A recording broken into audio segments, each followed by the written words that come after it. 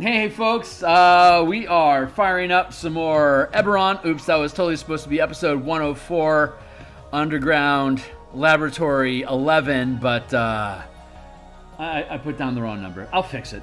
So I'm going to check my signal real quick. I'll fix it. Alright, cool. Sounds like I have a signal. I'm going to kick out into Twitter space that I'm live. So if you follow me on Twitter, you'll just have gotten a notification that I have gone live. You can follow me on Twitter at Phil Kearney if you are interested in hearing me yap when I'm live like this. What's the words I'm going to say here? I'm just going to hit some Discord channels here real quick just to shout out to the posse that I'm up and running. There's Azad, Trent Monk's Temple, the DMsGuild Lounge, DTRPG OBS channel, the Dungeoneers Pack, and Fry Minis, and Zipperon, and Cleric Corner. If you know any of these names, fantastic. If you don't, play back in slow-mo, and you can hear the names, and you can find them all on YouTube because they're all content creators, and they're all freaking awesome. So I am hoping to be able to accumulate numbers large enough of my own following to make it interesting and worth their time to hang out with me in the future as we continue developing stuff, new adventures, new games, new supplements for characters. My name is Phil. Hey, I create PDFs for the Dungeons & Dragons 5th edition. Like, subscribe, hit the bell to keep track of what I got going on. So what do I got going on? Like I said, I make DMsGuild stuff. Right now we're creating this. It's the Crystals of Mabar. It's a Eberron adventure for Dungeons & Dragons 5th adventure. Characters level 8, up to 4 of them, or 5 7th level characters. So you're basically dipping somewhere around 32 to 35 levels worth of character. So we want you to not have access to 5th level spells yet. So if you want to run it for a longer campaign, you can start them at the tail end of level 6 and push them through slowly so they can accumulate levels. So you can spend some time in the place if you want to, or you can just make it a one-shot if you just want to make a kill house slaughter. You're welcome to do that as well. But we create PDFs. There's a link down in the description down below to the DMsGuild stuff that I do.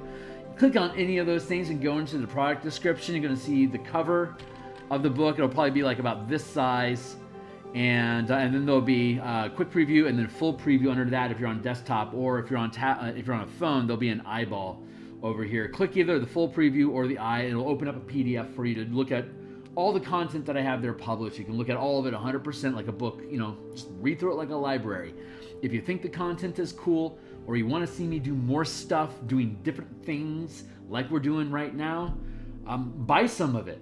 Just throw me some cash. All the artwork that's in all those books, there's like 120 some odd illustrations for you guys to look. We built this around episode 45 of this live stream, and right now we're creating maps. So what we're going to do is get reoriented. But this is the underground bunker laboratory of the necromancers that are calling the shots in this place. And so right now if you check back in the playlist, the back few sessions, you'll see that we were creating this hollow space that goes underwater into this sinkhole area, into these flooded slicks in the complex, and then it shores up and you're on dry land again here and here. So there's all these jockway paths. Like if you're going to jockway your dungeon, this is a fun example of that, because there's multiple paths into the place. Up here, down the elevator shaft here, down these stairs here. There's also this over here, about 2 football fields away, American football fields away. That's like 200 meters off in this thick, dense fog that you can't see more than, say, like down here is like 10 meters at best. Up on the surface it's more like 20. So off in the distance over here is a fort. If you dig through the fort and get underground, you go down to a tunnel, and about at this point in the tunnel, you start hitting water, and it starts accumulating till you get to this point where the water is all just kind of just sitting here and festering. So you got all this bubbles and stuff that's going on, and there's a murder hole that you can climb up into this bunker up here, and then you can go out through this door here that leads down here, or you can go out through this door here that leads back into this main chamber. If you can fix the machinery here that's broken, that has this large blast door permanently affixed down here, if you can figure out how to fix that, then you can open up this blast door, which would flood this area, but there's going to be doors here and here. And then this goes upstairs, and this area is already broken into and flooded, so if you dump all the water here, it'll slosh here and eventually just drain down here, and then there's a very slow clogged drain. It's got all sorts of undead and puddings and bad news all throughout here. So if you want to do a hit point grind, you can push your characters down into this grotto and just let them get assaulted by undead plant monsters until they can, claw their way out over here or claw their way through, get through the big boss fight in the underwater here. And if they can get through that, then they can get to the Nexus and fight the Necromancer and his adventuring Emerald Claw sidekicks, like a Warlock and a Battle Master with a bunch of mob ads like Mastiff Hounds and Spectres that'll just kick the shit out of your team. So if they're hot and fresh coming through here, hit one battle, hit two battles, hit three battles, and now fourth battle, they're at the core. So you can just kick them through here, ignore all this map, you can just say whatever, and you can just limit it to this. This is like all you get here and then to here, like those three areas, the hallway here, or you can just plane shift them into here, or you can have a wall here, like this is all blocked off. So all there is enter here, go through here, go through here, go through here, Nexus, defeat the bad guy, destroy the artifact, win the day. You can do it that way. But then, if you're doing like multiple sessions, you could like lead them down through the secret passage and start sneaking around and finding stuff. Or they can make friends with the guards that are supposed to be guarding the topside gatehouse, and you make friends with them. So now they don't mind you so much coming downstairs as long as you don't make a hassle out of it, and you can start interacting with the human types that are down here before you stumble into the undead and the zealot types, before you stumble into the nightmare aberrations, or cut through that crap and go through this way and have to deal with a bunch of soldiers as well as wandering demons that are going to prevent you from being able to get further. But if you do, there's a prison cell here full of sacrifice victims that if you know about the exit, then it's easy for you to get them out of there. If you can hire the militia that's supposed to be protecting this place, you can hire them and bring them down here to secure different rooms for you. So you have retreat points and soldiers to back you up if you find yourself biting off too much that you can chew. Once this Nexus becomes aware that there's a problem, this path here, and this path here are all monster spawn points where you can pull demons and undead from the plane of Mabar to basically just waltz in here, and then there's a barrier, like a magic barrier door. So when you push through that magic skein, you're back into normal Eberron reality in the manifest zone. But on the other side of that skein there, and there's another skein here, you push through those and you're actually in Mabar at that point. So this ritual is fusing Mabar to Eberron so that they become permanently coterminous, like blistered together. The gatekeepers hate this idea. Druids, no, they're pissed off about it. Silver Flame, no, they are pissed off about that. Your mission, if you choose to accept it from one of those plot hooks, is to slaughter this whole place, destroy it, burn it down with holy fire. The gatekeepers give you a gate seal in the form of a little chip, like a little bone chip.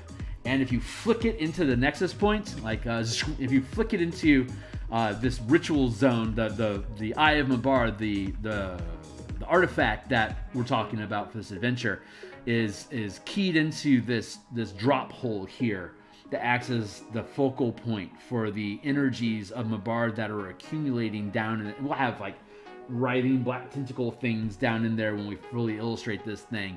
But that's creating a column of energy that's pulling, I think the moon's name is Sephiroth. It's pulling it out of the sky to sync with Eberron. And when it hits that connection point, pop, it makes Eberron and Mabar permanently co-terminate, so you can cross from one to the other through this nexus point.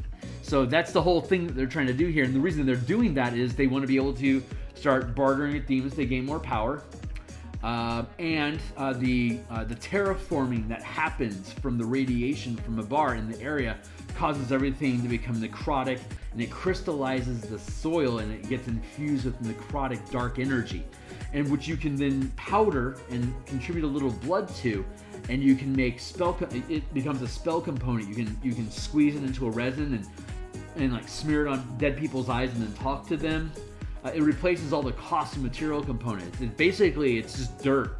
It's just Mabar dirt, but you have to have such a strong connection that it actually transforms the terra, the firmament that the manifest zone is slowly absorbing, and it keeps growing because it's got this pressure pushing down. It keeps pushing it outward, so you get a much larger manifest zone than you would normally have. And if it was sustained long enough, it could technically take over the whole planet, and that also pisses off the druids. So they send you in for the kill team with the gate stone. You can flick it in there, and the gate seals are these 2-ton slabs of stone. They give you like this little chip, so when it hits a nexus point, it goes pop, and it goes and it unfolds and becomes this 2-ton stone that just crushes everything and drops it drops an anti-magic zone, so it shuts down the portal permanently and fuses to the bedrock around it.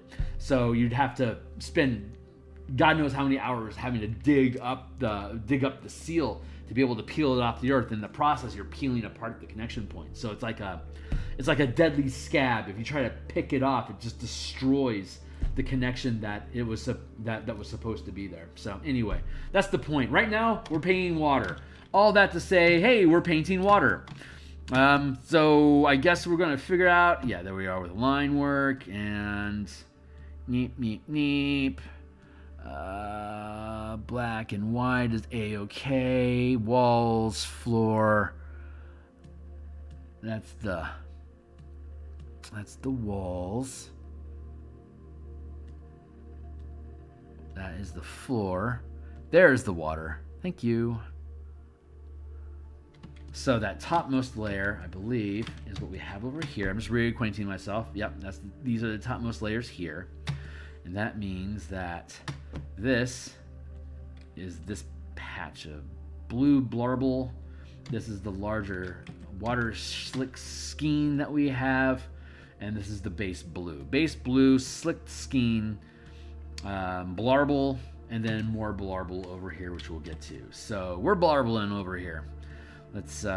Let's be bold and just mess with this shit a little bit. So I'm going to, what do I got going? I'll take my cloudy. We doing okay, Houston? Okay, we're doing okay. Hey, great. Like and subscribe, jubilee-doo. There you go. Yeah, we duplicated this layer, so if I screw anything up, it won't be permanent. I've got my cloud brush I use for smudging stuff, and we're going to crack this guy all the way up to 90. And we're going to just drop this. Actually, yeah, we'll just leave it big. Let's just push some pixels. Beep, beep, beep, beep. See what we end up with. Beep.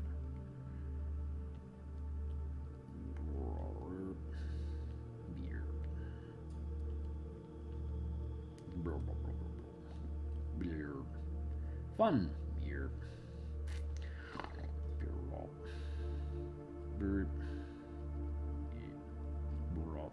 Oops.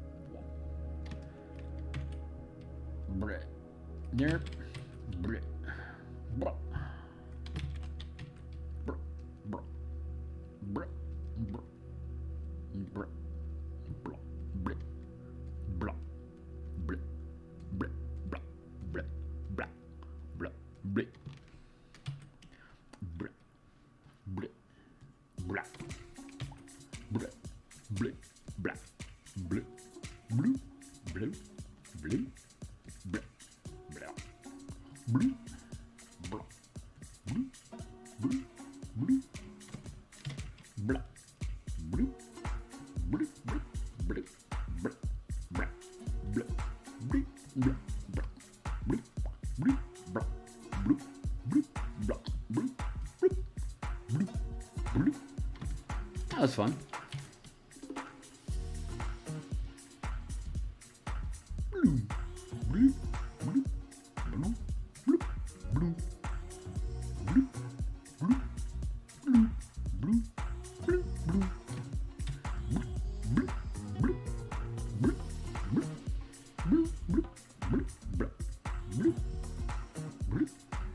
That's pretty cool.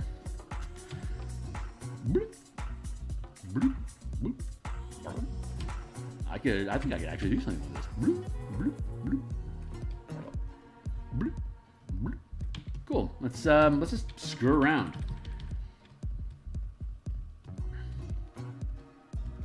I again I'm going to drop my opacity. I'm going to drop my strike down, like around 60, 40. There it is. Yeah, I'll take it. Yeah, the same problem that I had upstairs in the cemetery about 8 episodes back was that these puddles are just looking too psychedelic, man. Like, it's like too, what's the word? Lava lamp, you know? Like, it's got that hippie vibe going. That's not what I'm looking for. I'm looking for more of this corrosive oiliness. Think new Phyrexia, you know? Like oil counters. Gloppy. Gross, disgusting. Please, Ohio, don't touch me. That's what we're, nice. And I think that's what we're getting here. So I'm excited about this. This was a silly little blip blop, and it looks like it's turning into something pretty viable. So that's gonna be. I'm gonna hand that one off to the Muse. She knows what the hell she's doing. When she wants to play, she fucking plays for keeps, man. So God bless.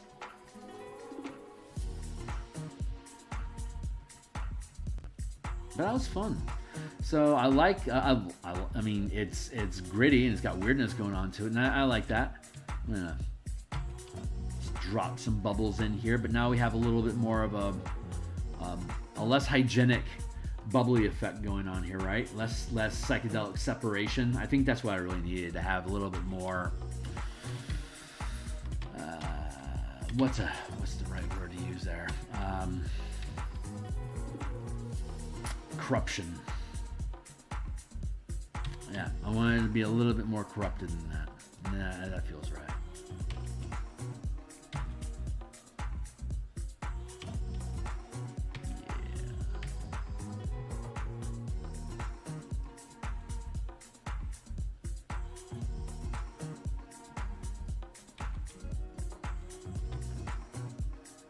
Guy with that skein underneath, it looks. Oh, there's no skein. I actually just did that. Wow, neat. This stuff is flowing, man. I'm having such a supercharged night. I got some great book edits going on with this.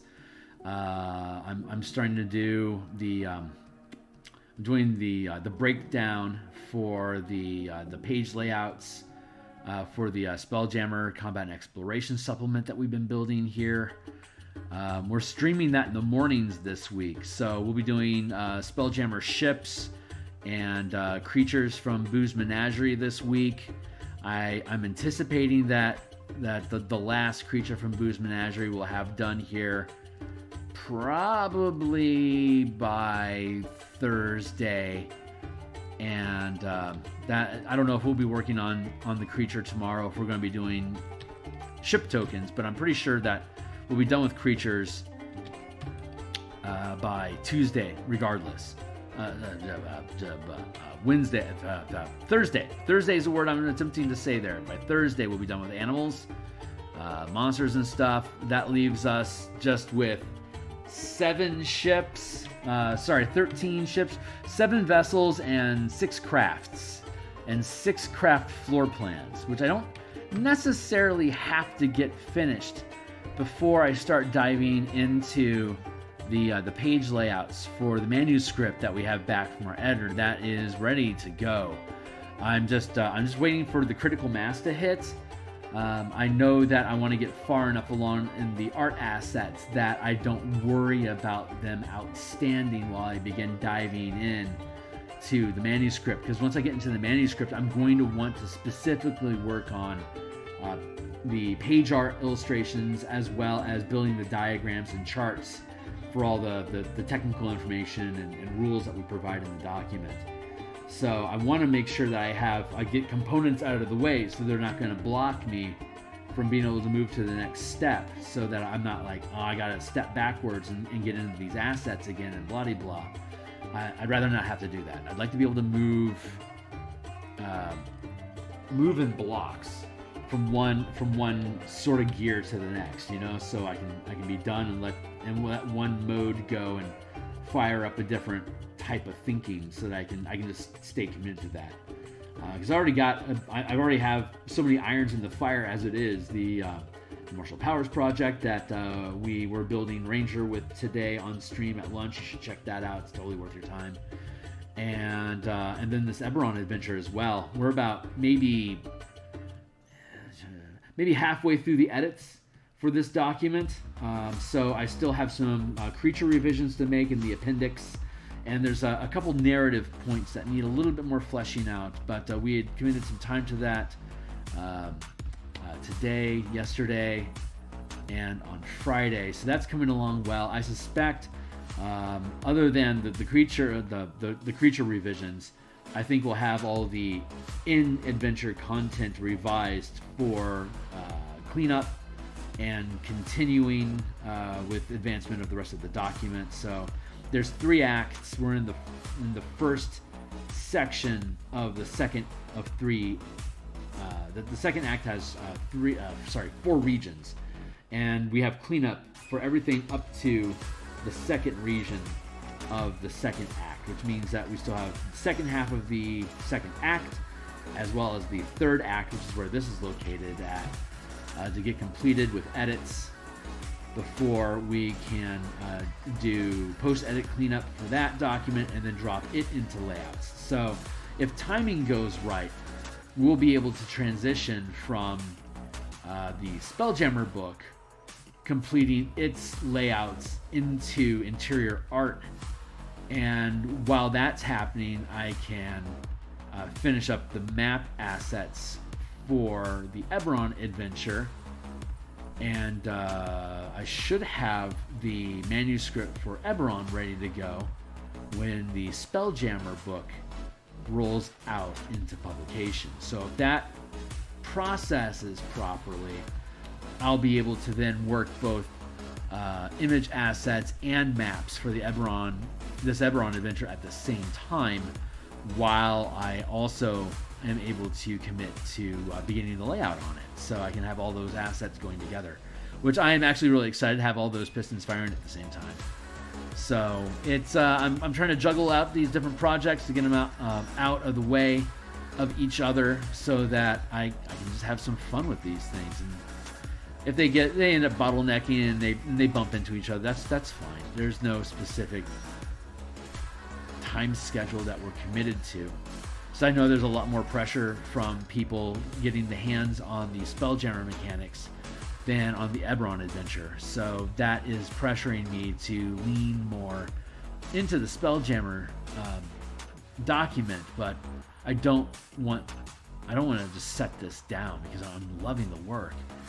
And I think it's really important for me to have that different mode, like the different product that I'm working on, so I can step out of one and into the other, and I can see things fresh. So I value having them both going. I'm just becoming aware of large consensus is we're waiting for that Spelljammer thing, Phil. So I'm going to put the pedal to the metal on that guy and bang it out. So we'll be working on Spelljammer assets probably in the morning for the next couple weeks, and continue doing Eberron stuff in the evenings and on Saturdays. And we'll complete the text work that we're working on right now and continue with our Eberron mapping in the evenings. But you're going to see a lot more Spelljammer content here in the next couple weeks, which I'm excited about. So strap in, guys. This is going to be a hell of a ride.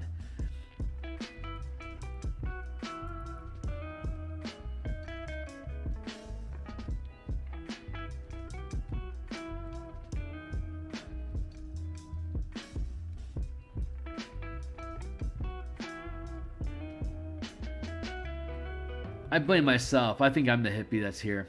I'm the problem. I can see it. willing to own that truth.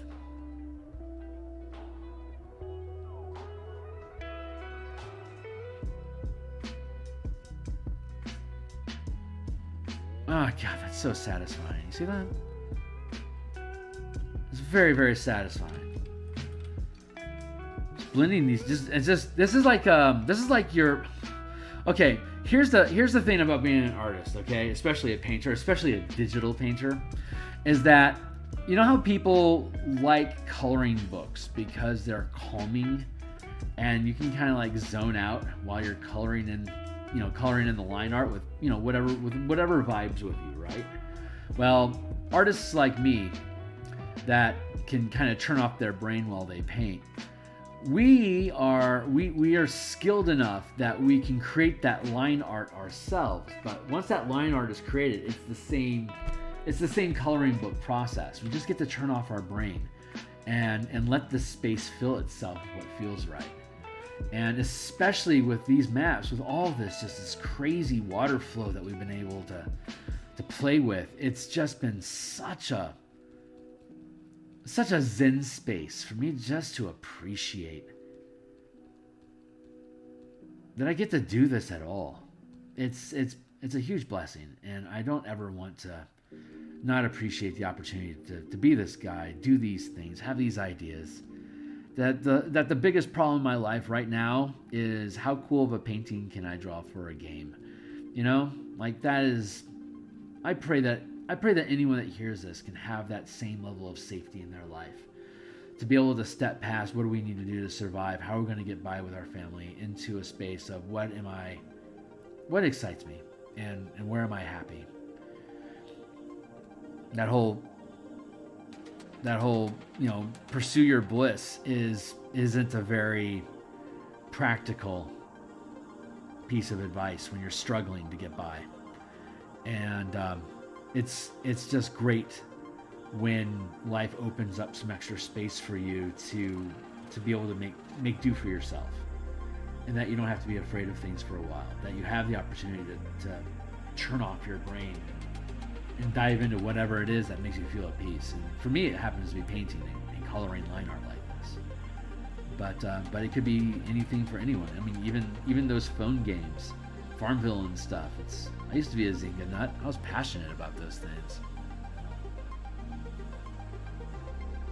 Totally legit. It's whatever it takes for you to be able to slow down and just be thankful for the moment that you have. I'm just hoping that everyone here has that opportunity. And I guess that's why you're here, and I hope that I can help add to that chill. So if you guys found me because you were looking for something to relax to, I hope I bore you to sleep, either with my inane prattling on or just the blank, empty, awkward space that I create from running out of things to say. That's what you need to drop off the planet with a nice dose of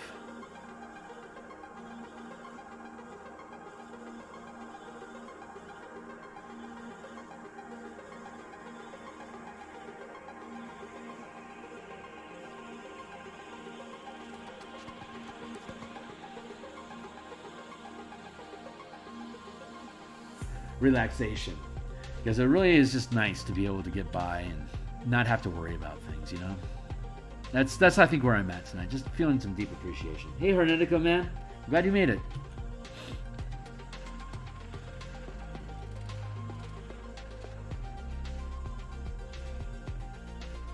Yeah, man, we're having some fun tonight.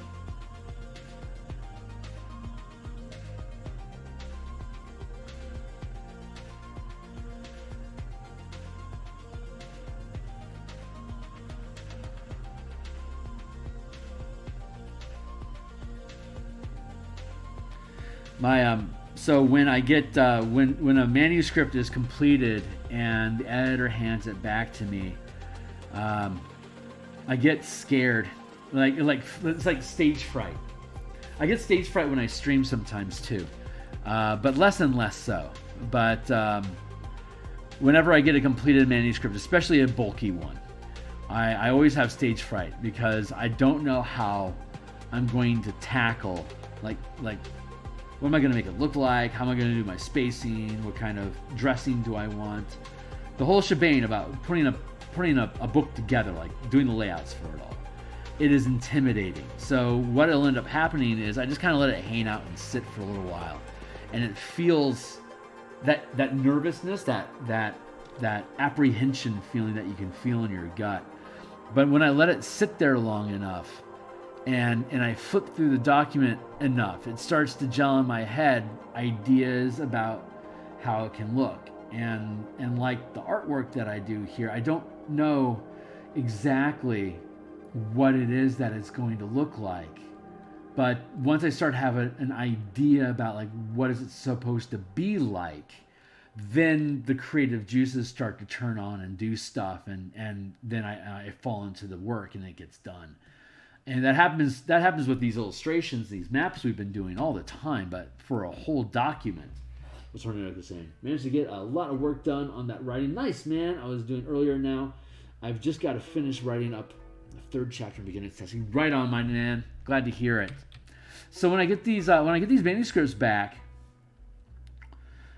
they sit and they gestate for a while, and I look at them and I flip through the text to make sure I like how it looks and how is it sitting inside of Word, and I'm going to save it a few times to see what kind of grind it has on my CPU and all that sort of stuff. Just kind of like get used to it being on my hard drive, and at some point that pit in my stomach, it like flips over and rises up into my heart, and it becomes exciting because I can look at it and it's like I can feel what you are going to be.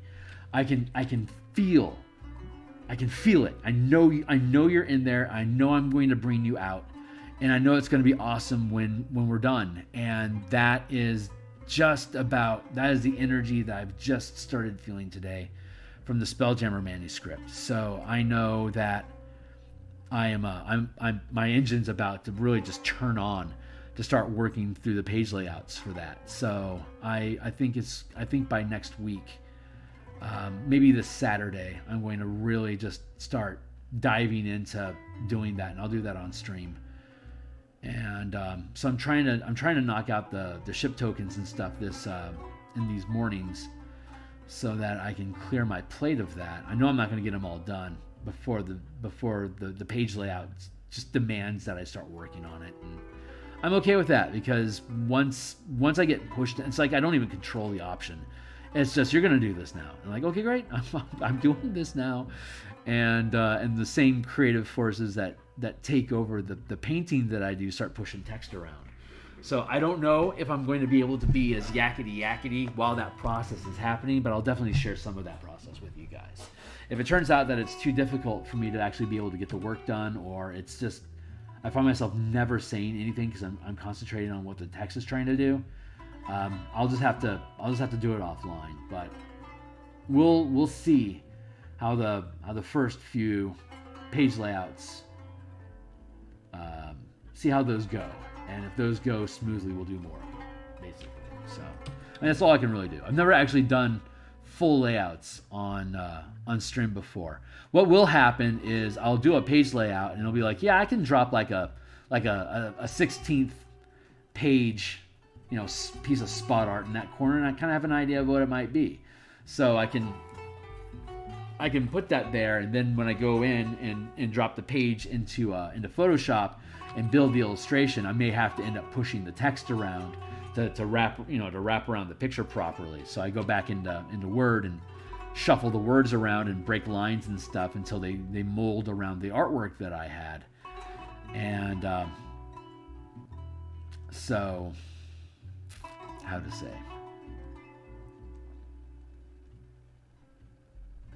So I've done a little bit of quote unquote. I've done text shuffling. Is basically, and you can see that in the Elemental Key book that I have, the Elemental Key playlist that I have. Does a walkthrough of it page by page, as well as a bunch of the illustrations that I made in that book. And that the Elemental Key book is actually in the Color Mana Core Mechanics bundle that is linked down in the description down below. So you can click on that and then click on Elemental Key, and then I'll show you real quick. Sorry, sales pitch tangent. Let's go to DMsGuild. And then, actually, let's go to here, and then we can show more, like, subscribe, hit the bell, and then let's go check out color mana. And so here's the bundle, and we can flip down here to the elemental keybook, and then you can click on full-size preview, and it says it's got 14 pages, and over here, look, it's a 14-page PDF, and we offer all 14 pages. There's if you buy it, there's a zip folder that has like a bunch of mana tokens, like elemental mana tokens, and a playmat for you to use with like a Way of the Four Elements monk specifically, for you to use color or elemental magic.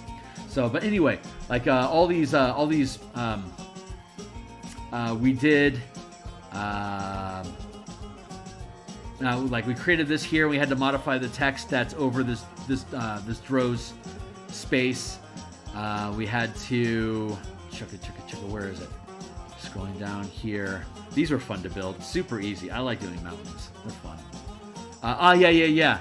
The Leonin catching a meteor. That was fun. I had to shuffle the text around a little bit on this one too. So I did all that stuff. So if you go down into the Elemental Key playlist, you'll see me. A portion of it's just walking through and talking about what's on each page. Like here's the key mana playmat that you get if you download it, and then all the little tokens that we have are on the front end of this thing. So like we made air, water, fire, earth, and then if you're using color magic, you've got red, green, and blue magic. So you've got the two systems, the 4 elements, and 5 color mana has, in this book only, just 3 elements, red, green, and blue, those colors. So it's, but yeah, it's fun. So check it out if you want. And like I said, you can read the entire thing here. So this is the first book that I translated a monk into a half-caster, like a monk ranger sort. It's my opinion and my endeavor, once the Martial Powers project gets completed, to take each monk subclass and rebuild them as a half-casting class that uses the Martial Power system as its default, and then build out a bunch of specific, like for the Shadow Monk, to have like 10 or 15 different shadow-based powers that you would be able to spend key on to use as like maneuvers or exploits and stuff. So like you can create a shadow monk, like a deep shadow monk using the Martial Power system. So, but this is the first step that we had taken towards that process of translating the Way of the Four Elements into a half-casting class. And here's all the spells that you can learn as disciplines. And here's all the 4 elements. Here's what each element, each spell is devoted to. The duration of each one, of course. And then over here, you've got color. So if you're using color mana, you can, instead of paying attention to the elements, you instead pay attention to the color. And it lists here which of the colors, if all or one or however many it is, which colors they're devoted to. So as you gather mana, you can change which color the mana are devoted to be able to use different spells. So you devote yourself to air magic, so all of your mana is air mana, and you're casting air magic spells. So that's kind of how the system works. But you can do that, like with a Shadow Monk, could be like Shadow Key or Black Magic, and then you could have like a Way of the Sun Soul is either like, it could be like red and white magic from Magic the Gathering, or it could be Radiance and Light Magic. But we'll be able to build out a Sun Soul list of like 50 powers, pulling off of the Martial Powers list and creating custom options based off of the 4 class features that it provides. So, and then we can get rid of the class features in the monk, and instead, every 4 levels, they either get an extra feat or a bonus power. So they end up with 20 powers over the course. Or you can have a kit that, like, those 4 things that they learn at 3rd, 6th, 11th, and 17th, at those levels, those could be like, you could have your special Sun Soul list, and you can prep off of those, while the other 15 powers that you learn off the Martial Power stack, you would learn. So those can't change but once every level. But the 4 shadow things that you could learn off of your prep list of like Sun Soul spells or Sun Soul powers, or your shadow powers and shadow spells like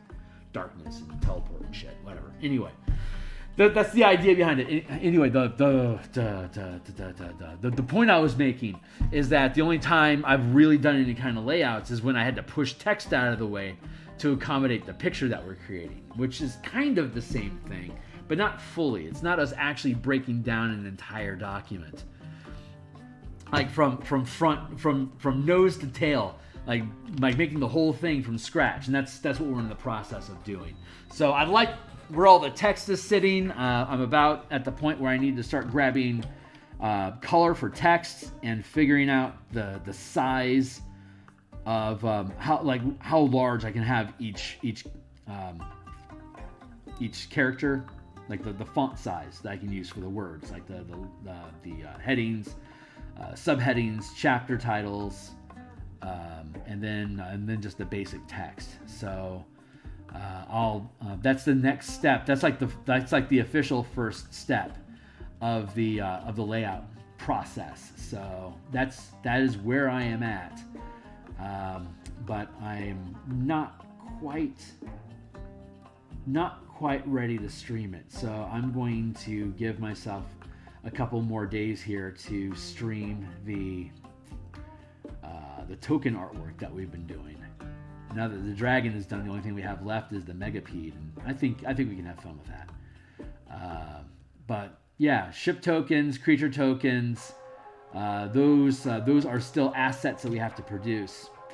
But once we get those done, the only thing we have left is starting the layouts, so we know where to put the diagrams, the charts, and the illustrations, and then we put in the diagrams, the charts, and the illustrations. So Bob's your uncle. So that is what I have coming up. That is my future. Martial Powers today was a blast, man. Building out the Beastmaster Ranger as Gruul clan was. I love Gruul as far as like as a DM, as a rival faction, not even as enemies or evil, but just as like literally a force of nature that you have to deal with. I think Gruul is awesome like that. Just this magic heavy tribe of berserker ass kickers that if you mess with them, they will dump power onto you.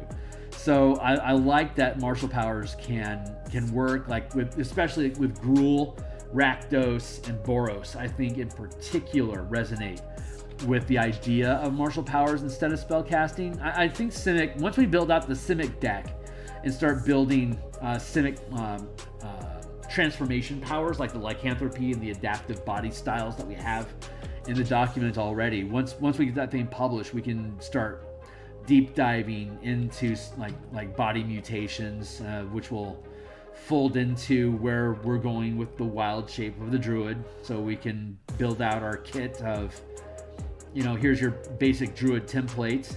You'll turn into that as air, sea, or ground, and then we'll have a number of utility powers that you can use while you're wild shaped. You can't cast spells while you're wild shaped as a druid, so all that mana is worthless right now. Why don't we dump it into martial powers so that as an animal you can run around and just slay the shit out of stuff with 5 mana at a pop. So we will do that. Our ranger, my druid at my home table, she's playing a druid of the moon, and she's been using martial powers at 18th level while wild shaped for the past 6 months. Loves it. Of course she loves it. What would you not love about that? So, and we already have a pretty decent scaling system that we have established from the In Command of Armies, Guilds, and Kingdoms. We already know how to build stat blocks, like generic stat blocks, for just creature templates that are basically like blank slates with a descriptor on them. So we already have all that stuff. So, and we already had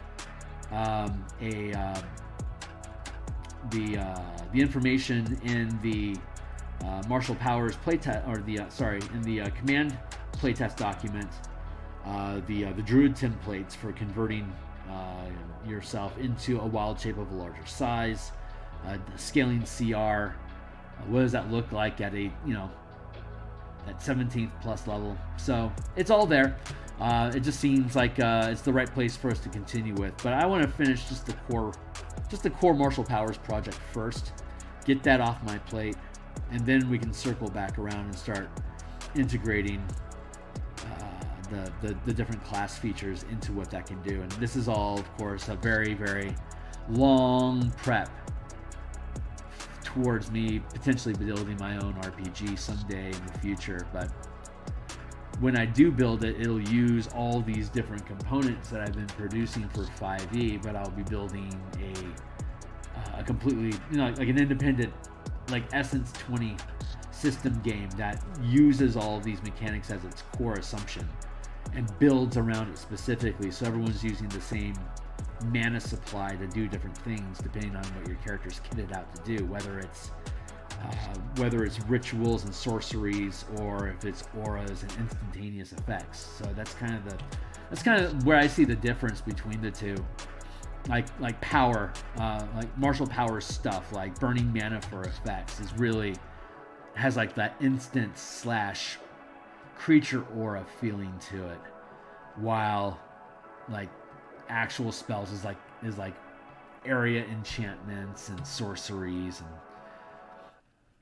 they have their instants as well, but they're more like counter magic or boosts, or direct damage type spells, area of effect damage, stuff like that. But there's a definite difference in flavor between the two. So if I were to rebuild or create my own RPG from scratch, I would have that same common resource mana pool mechanic available, but I wouldn't do it the same way. It wouldn't be the same scale perfectly. It could be, I don't know. I have my gut is pulling me towards a different, like a non D20 system right now, but I don't know if I'm ever going to want to bother pulling the trigger on it. But if I do, it's built to be able to scale into the massive size and mass combat system that we've developed here, as well as the guild system and kingdom management system that we've developed here, and of course the martial power system that we have here, the Spelljammer mass combat, reloading scaling system that also will work with this. So all the components and like hard technical niggly bits that like require a shitload of playtesting, we're already building, we've already playtested. We just get to translate it into a different character resource chassis. So it would actually be pretty easy for us to pull off, but I just want to do it all on the back of Wizards of the Coast right now. Honestly, I don't want to bother with it myself. Maybe that's weird to some people, but I want to be able to come out of like the next few years of doing basically everything I've ever wanted to do with what WotC has put out, and then be able to basically use that as a body of work of this is what I was able to do with the world's most popular role-playing game. Now check out mine. And hopefully by the time I get there, there'll be enough people that are interested in the work that we build that will have a decent enough following that we can succeed with Kickstarters like that I could make a Phil D20 game or whatever.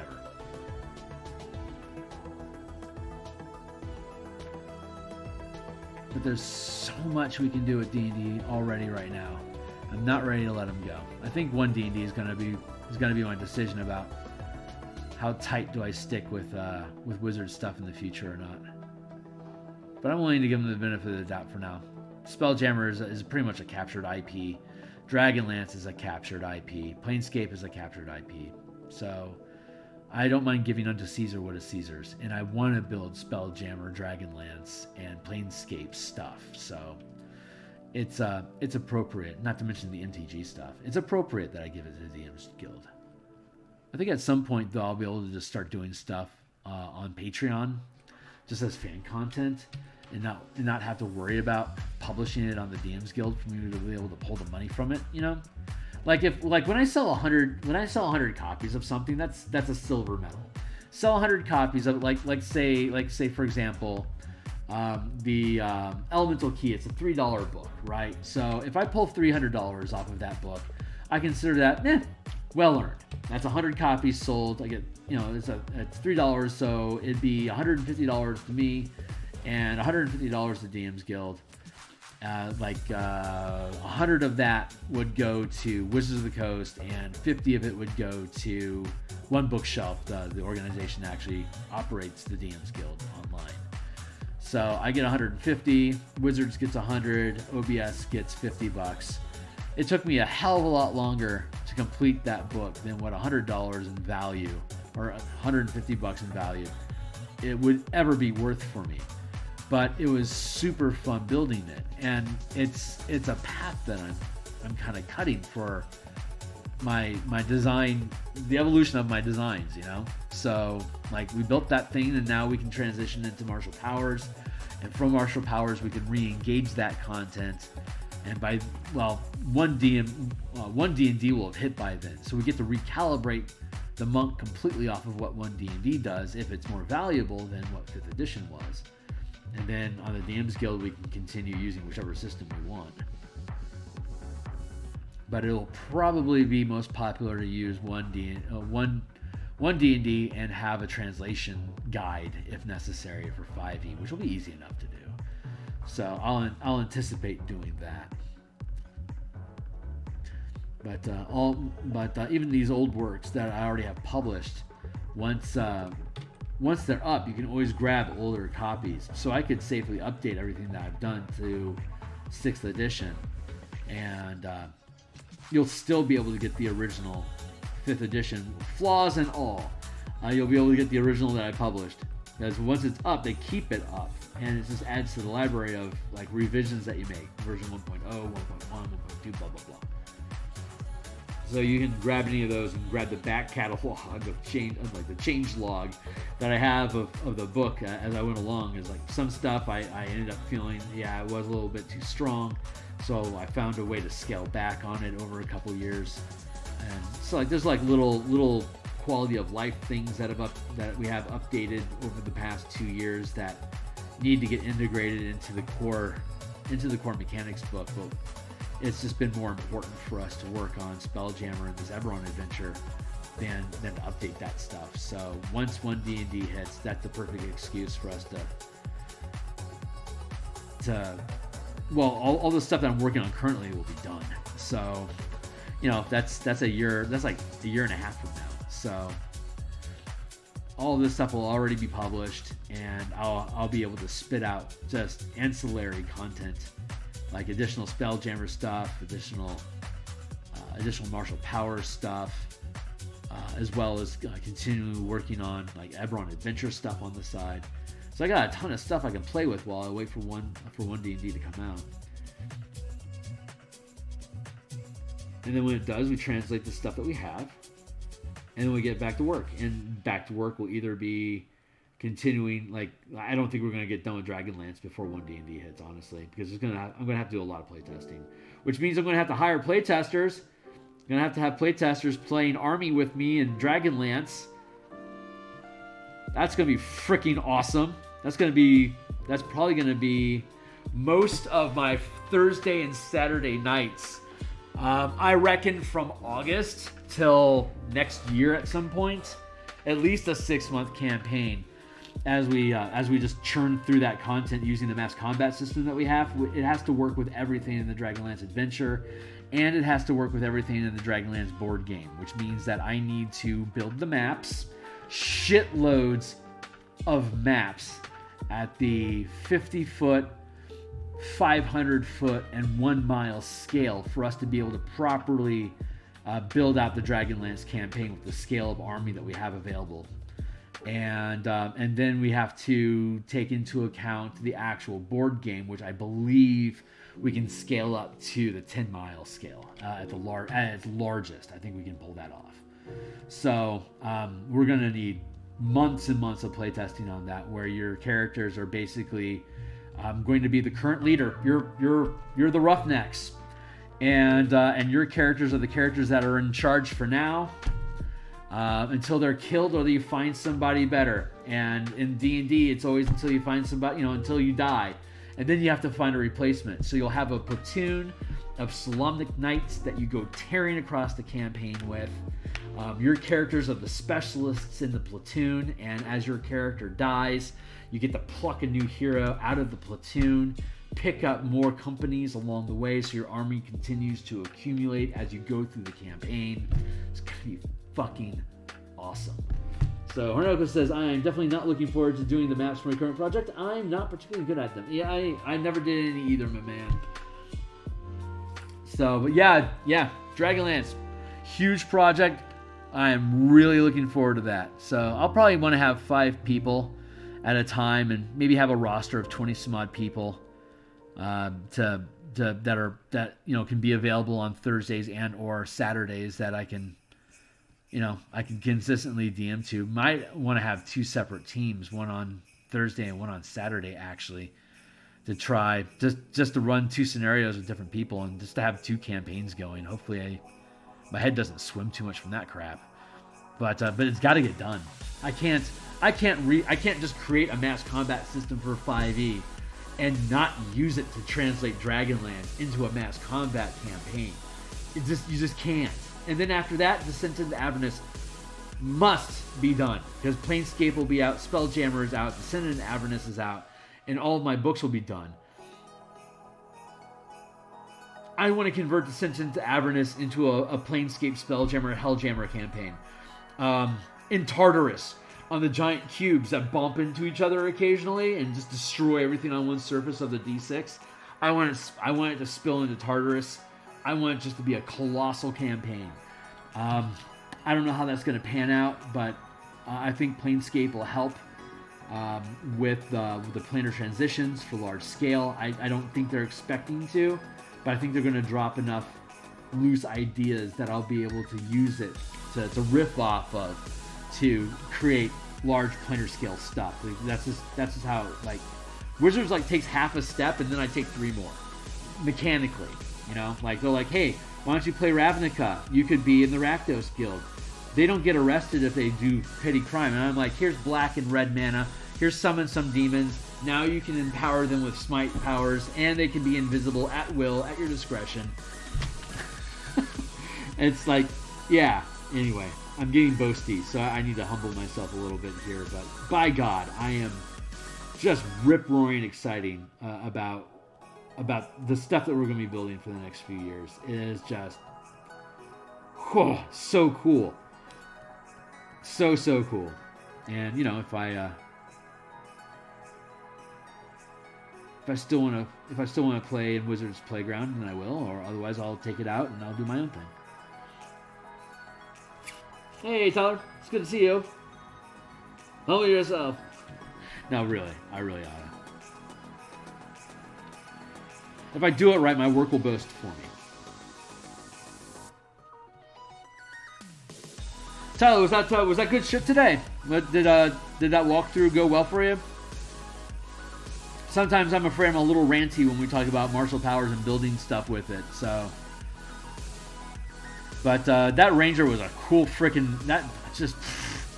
I love Rangers, man. I always loved Rangers, and I love that I could build this thing and how... I mean, even if, your DM is like, no, I only want to use this Rangers. Rangers need a leg up. Point, man, because you can use all... that'll be one of the sections in the book is, if your DM wants to, siphon this off to make your Ranger better, you should totally do that. If you want to make your Rogue a little bit more interesting, now that one D&D neutered it, you should use this to make your Rogue cool again. We can do stuff like that, depending on what one D&D ends up doing.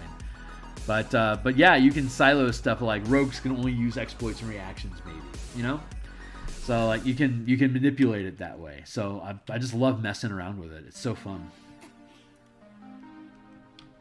Glad to hear it, man. Thank you. God, just what a cool thing.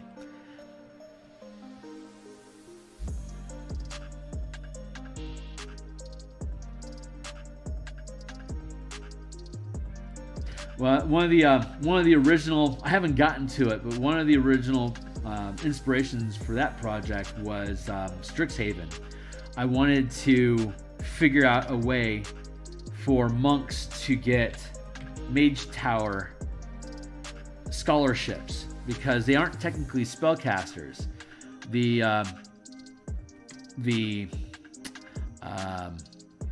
Way of the Four Elements kind of has a spell casting feature, but doesn't actually have a spell list. So you don't get all the Strixhaven stuff by like going into one of the schools. But you could totally have monks, if you build them as half-casters, they could totally be like actual spellcasters in Strixhaven, so they can gain access to like the familiars and the spell lists that they're supposed to have. And so I originally wanted to create half-casting monks, and then I had the idea of like, well, if I'm going to make all these monks, and monks have all these different powers they can do, you know, martial powers, blah de blah. How do I build powers? And then it's built into all this other shit.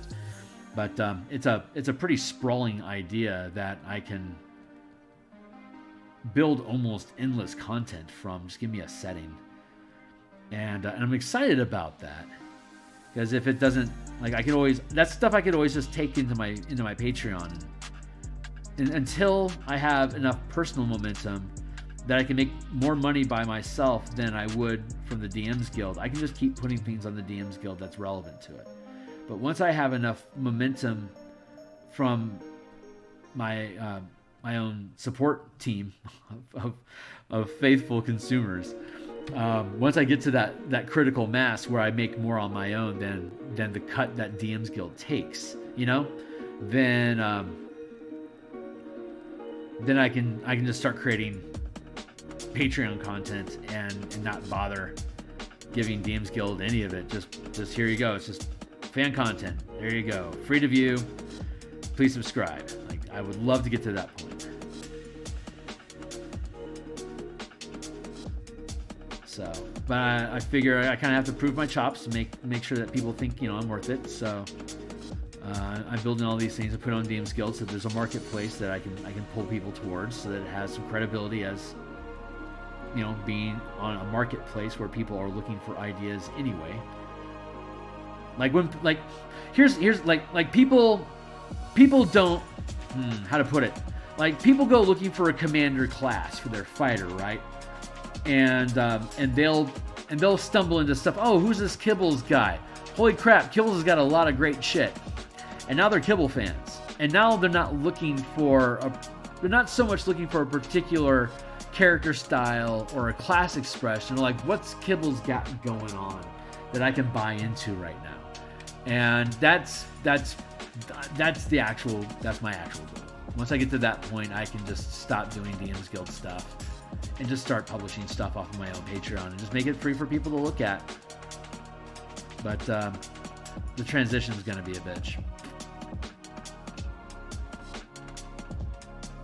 But once we get all these different like mechanical concepts published on the DMs Guild, I can always just keep referring back to it. Like, here's the master book. It's free to view. Come back to my Patreon, give me $2, and I'll give you a shitload of stuff. There you go. I'm gonna give you shit anyway. Just support me. I don't know how those things work. I gotta figure out Discord or Patreon. I have one. I don't do anything with it. I think one of my playtesters, Lauren, and one of my friends, Bober, are like my only Patreons that I don't really do anything with it yet. So that's why, you know, we'll get there. We'll get there. Damn it, I'm talking about business again. Sorry, got me monologuing. I'm gonna take a cup of coffee here.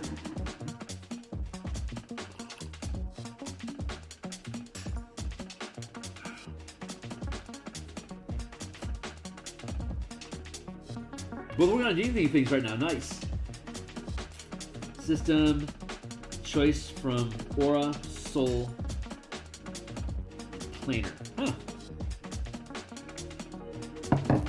As the separations of energy. That's cool, man. I like triads. Cheekily, I wanted to make a power playground system where it was hammer, rock, and paper, rock, scissors. So your three mana sources are paper, rock, and scissors, and then come up with a bunch of different things that you could do on the playground that require one of those types of energy. And I have no idea what the fuck that means, But that's what that's the description with absolutely no mechanics whatsoever attached to it. It's like, that's a neat sales pitch. How does it work? It's like, don't ask. I have no idea.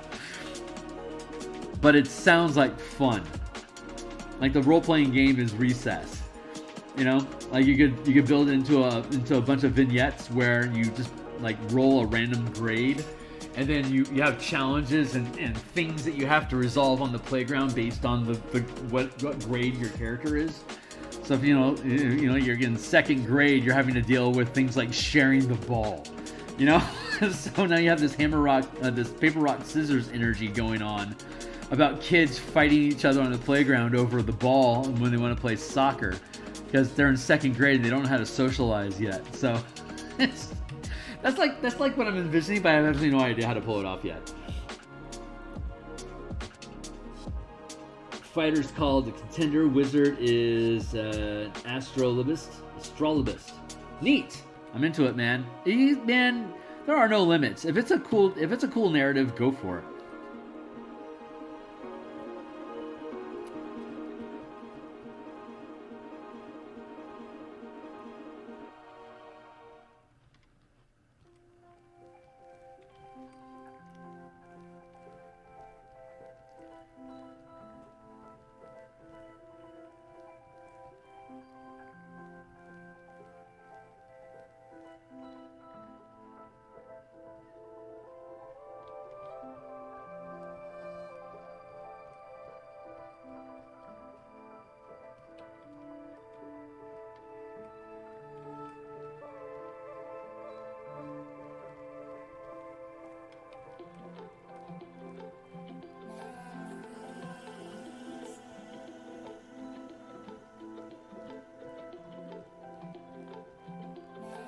God damn. Now my brain's taking my brain is really trying to cycle through, is really trying to figure out how paper, rock, scissors is supposed to frickin' work.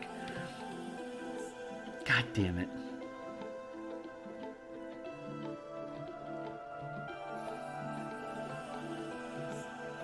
I can see it. I can see it spinning right into existence. Screw you. Goddamn Muse. She's like, hold my beer. I was like, no, I don't want to hold your beer. I've got 3 projects on my plate already. No. I got this. And like, she cracks her neck and then poof. So, rock, the paper, rock, scissors, right? Rock is blunt. Rock is bullying. Rock is knocking things over. Rock is cutting in line. Blunt, physical things. Unacceptable behavior under normal circumstances, but in isolated areas, incredibly effective against opponents. Then you've got paper. Paper covers rock. Paper is your ability to not snitch.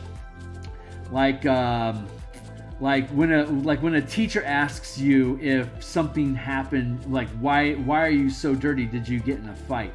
Like, paper is your ability to resist the urge to be honest with authority.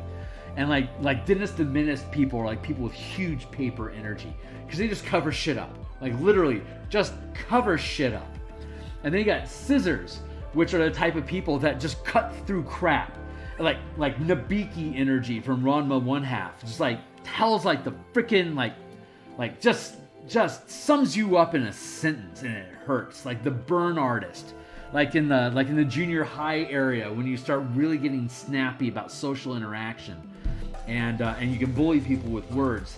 That's like serious scissor energy, or like scathing sarcasm, or asking innocuous questions that makes the teacher start asking questions that you know she's going to ask about. So that's scissors energy. Scissors cut through cover-ups. Cover-ups cover bludgeoning forces. And what do rocks do? Rocks kick the fuck out of you for snitching on me in class. That's what rocks do. So you've got this cycle of in-class events that get carried out on the playground. And the playground itself has its own obstacles and challenges that you have to overcome to get from the beginning to the end of the playground. Or of the recess shift. So that's paper, rock, scissors. And of course the challenge rating is by grade. So you start at first grade and it goes through, eighth grade? Is that when kids stop having recess?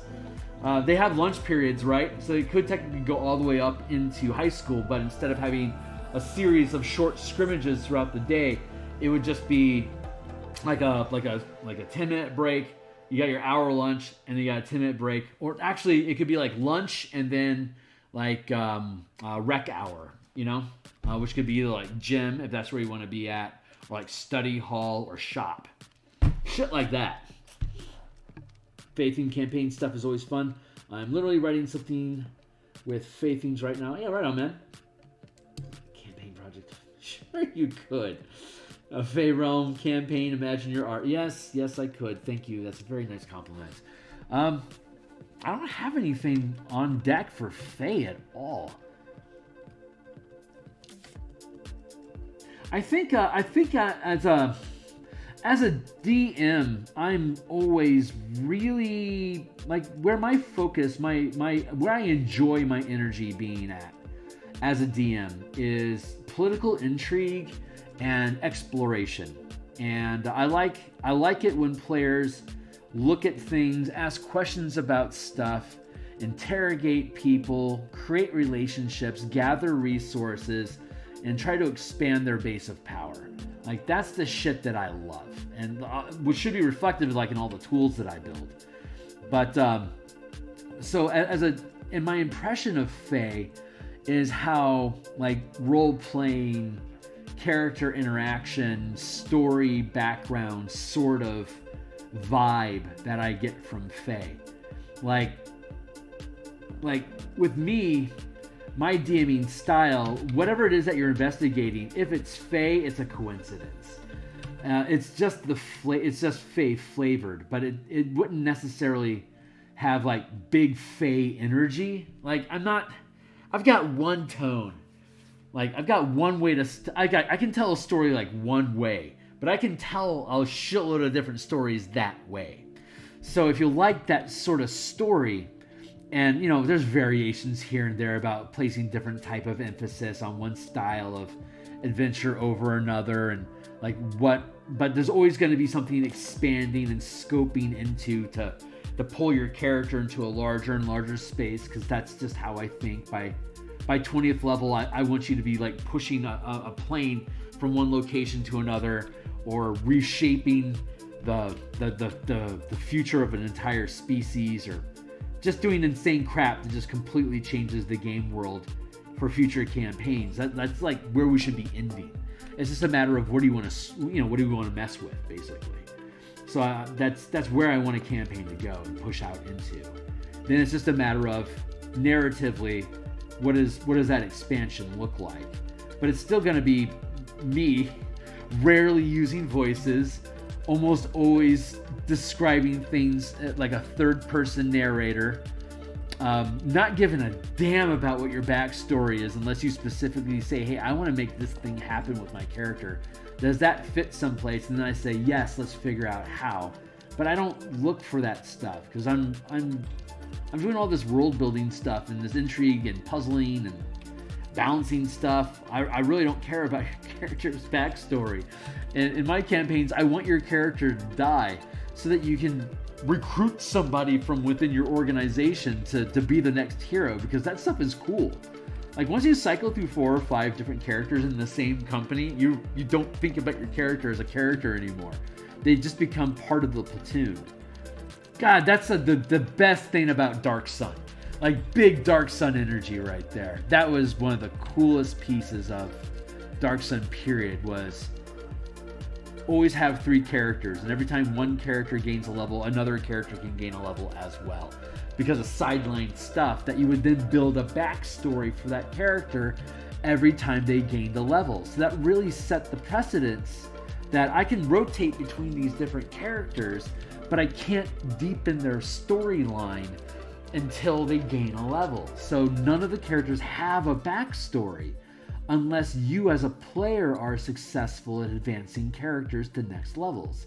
I love that about Dark Sun. It totally set my attitude about how you can enjoy disposable heroes.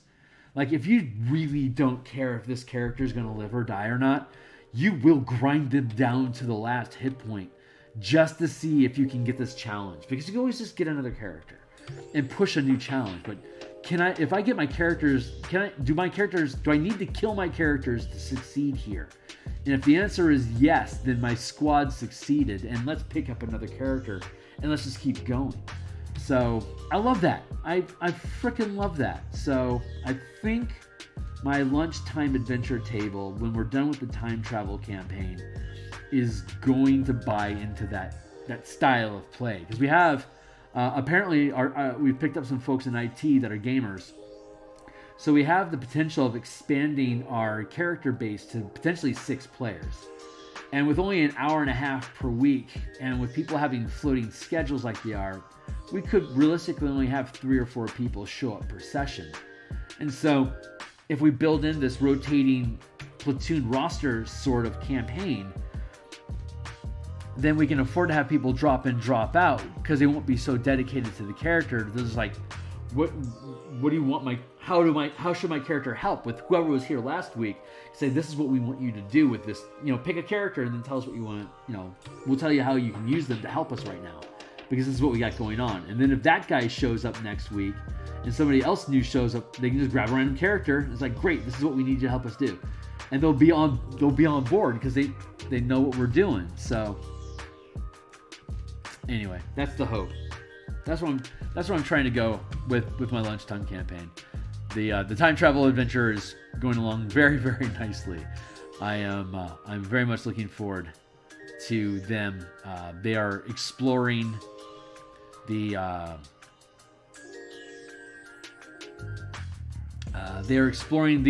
nexus of the planar rift. But so far they keep getting there too late, and they've just found a timing sequence that lets them arrive at the location before the event occurs. They just have to sink in. They just have to anchor there, so that they can automatically spawn there when they reset their day, so they have enough time to be able to start monkeying around with stuff in there. Because of course there's going to be it's a timing challenge. So they have like 2 rounds for them to be able to wake up and then shut down the ritual and get the people out of the way to prevent the ritual from destroying the people they want to ask questions to, and to prevent the ritual from destroying the world. If they screw up anything, they'll either die themselves and they have to reset immediately because the ritual killed them, or if they screw up and can't save the guy's life before the ritual detonates and kills him, the characters might be able to survive, but the guy that's doing the ritual might not. So they have to be able to shut down the ritual and keep the guy from dying from the backlash of the ritual in 1 round for them to be able to defeat that. And it may take them a number of resets to figure out what it is that they need to do to be able to make that stuff fall into place. And depending on how many players actually show up, is going to depend on how much action economy they're going to be able to have to do it each round. So they might figure out a way to do it, but not have the resources in 1 round to be able to accomplish it. So then they're going to have to get clever and a little bit more creative with what resources they currently have, or they have to back off from when they have a larger group of people at the table. They can then go approach it again with more actions per round to resolve the challenge. So that's how a lot of time travel stuff works. It's a fun way of being able to resolve all that stuff. So I've got the idea of a heist mechanic that would actually work really well with this time travel campaign that I'm working on, where they spend a number of days looping through and picking at the defenses to create a number of flashback resources that they can spend like mana to acquire bonuses to ability exploits, martial powers exploits, basically. So once the martial powers book publishes, I can create the time travel heist adventure toolkit using martial powers as a time flashback sequence where I'm going to commit 15 resets. I'm going to run this mission 15 times, and over the course of those 15 times, I'm going to be able to acquire a D8 to 3 die rolls that come up during the run.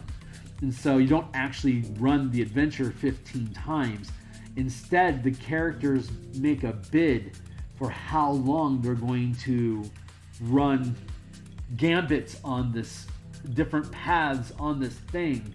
So by the time they think that they've got their final run, that's the run that they actually have the adventure with. But depending on what their level is and their resources, they can have this huge stack of, I can re-roll my dice, or I can trigger this effect, or I can shut down this trap, or I can change the timing of this guard being here.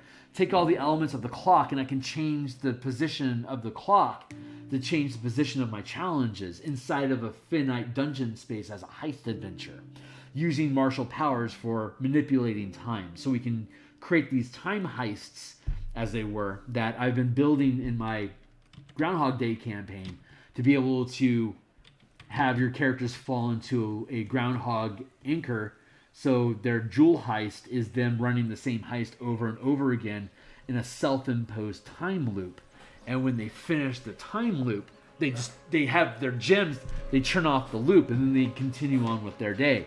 But as that happens, they attract the attention of inevitables that don't like you fucking with the time stream. So then you get, the more you jack time, the more likely it is that not only are you trying to accomplish your heist, but you've forced an incursion, and the time police are coming for you. So now you have to basically, escape an agent within the Matrix while also trying to get whatever piece of information you needed. So that is something we're going to be able to build, and that might be a really good example of something that I would publish as a Kickstarter, like as an independent project. What is going on there? What is that? You see that blip? What is that? Hold on. Tell me more about you, buddy.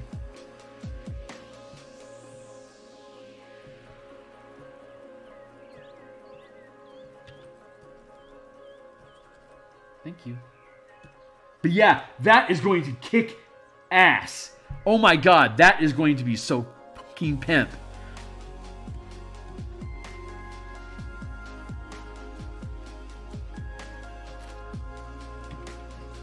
Really what?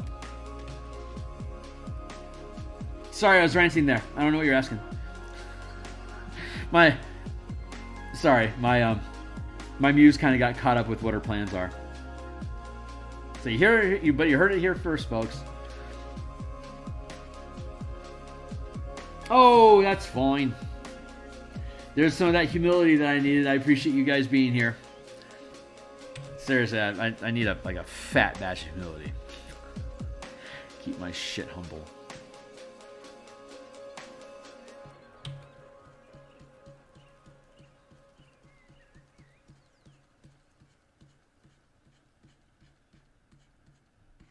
God, that's gonna be cool.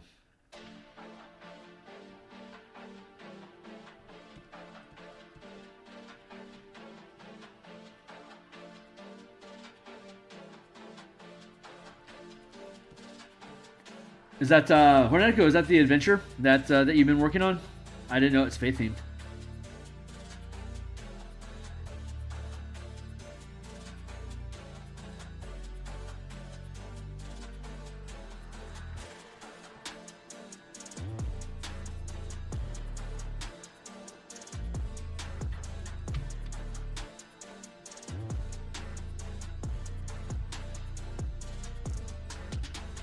Semi-aquatic mini adventure with fake creatures featuring...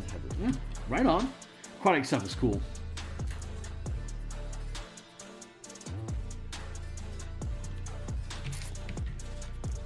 Right on, man.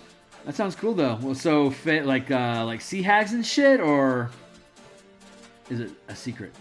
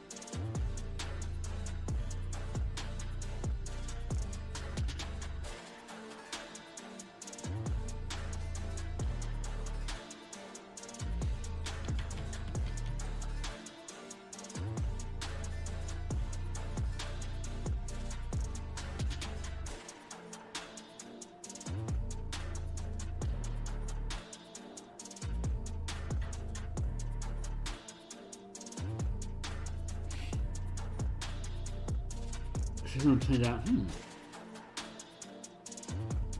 that all move about the same region, each one culminate in a different type of faith. Oh, that's super cool. Right on, man. Is it like all of them are a scaling threat, so whichever one you ignore the most is the one that ends up being the worst because you haven't done anything to slow it down?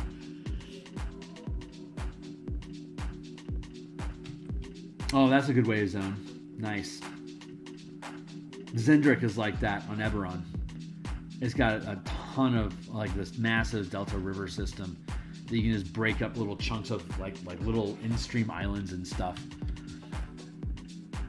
I love that kind of stuff. I have an area of that in my time travel campaign right now, where Oblivion is destroying the rock out from underneath it. So it's just floating rocks that are tightly compacted, and the water just kind of like rains away out from underneath it. I guess that's kind of Feywildish. I used the Realm of Dreams in Eberron as one of the locations the characters have to keep going back to.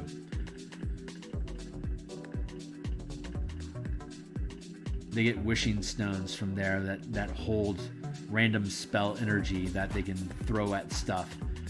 A night hag uses it to anchor the Oblivion storm that's going through the environment. She uses these wish stones to anchor the next the energy of the storm pulling through reality. So every time she sets up this little tributary like a cairn stone with this wish stone locked inside of it, amplifies and pulls the chaotic energy, so she can drag it across like from hex to hex on the world map. She can pull it behind her by setting up new tributaries like to pull the Oblivion to her, and at some point it just gains enough mass that it just moves on its own, and she can just let it go.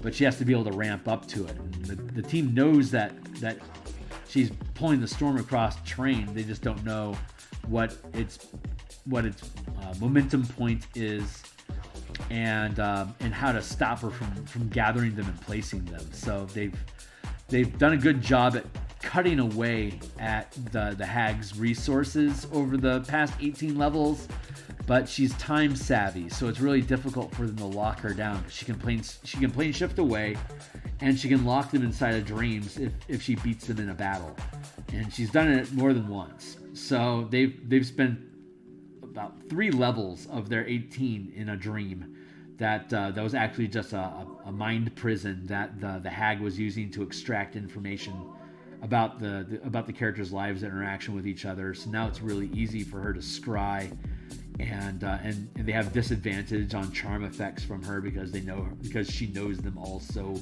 intimately. She can use any kind of like, I'll ask the team if there's a scathing insult that would piss them off particularly much, and she would know it.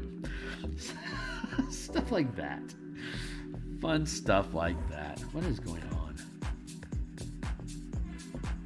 Oh, that's right.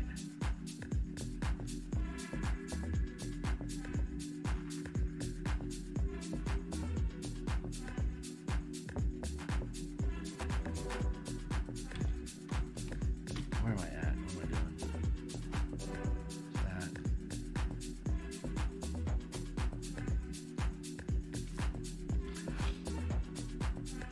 I lose track of what I was doing. Man, I think. Are we? Oh yeah. That totally was not there. Okay, good. Like, did I just screw up this whole time? It's like, nah, I'm doing fine. Let's get back to work, kid. All right. Sorry, I don't know where I was. I kind of. Oh, there I was. Kind of fell asleep in the middle of all that. So sorry about that. I'll have to. I'm gonna have to go back and watch the stream to write down all the stuff that I apparently I'm going to do.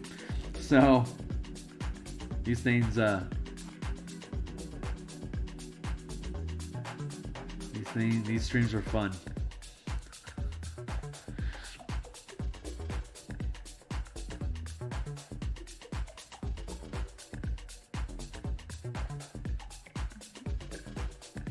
Maybe we can be like that.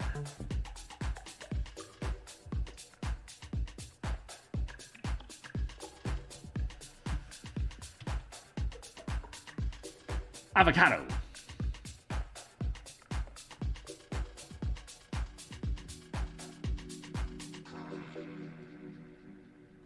This stuff is so fun to do. God, I love this work.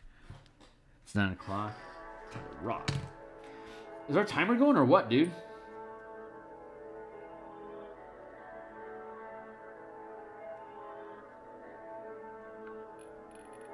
Oh, I never started one. All right, well, hey, you know, cheers to me. I've got another maybe 40 minutes, 20, 40 minutes, something like that I can put in.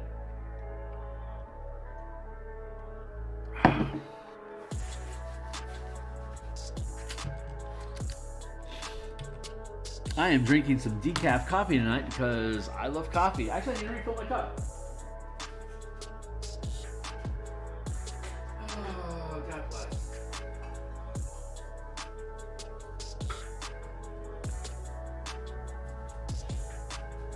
I'm gonna fix my chair real quick.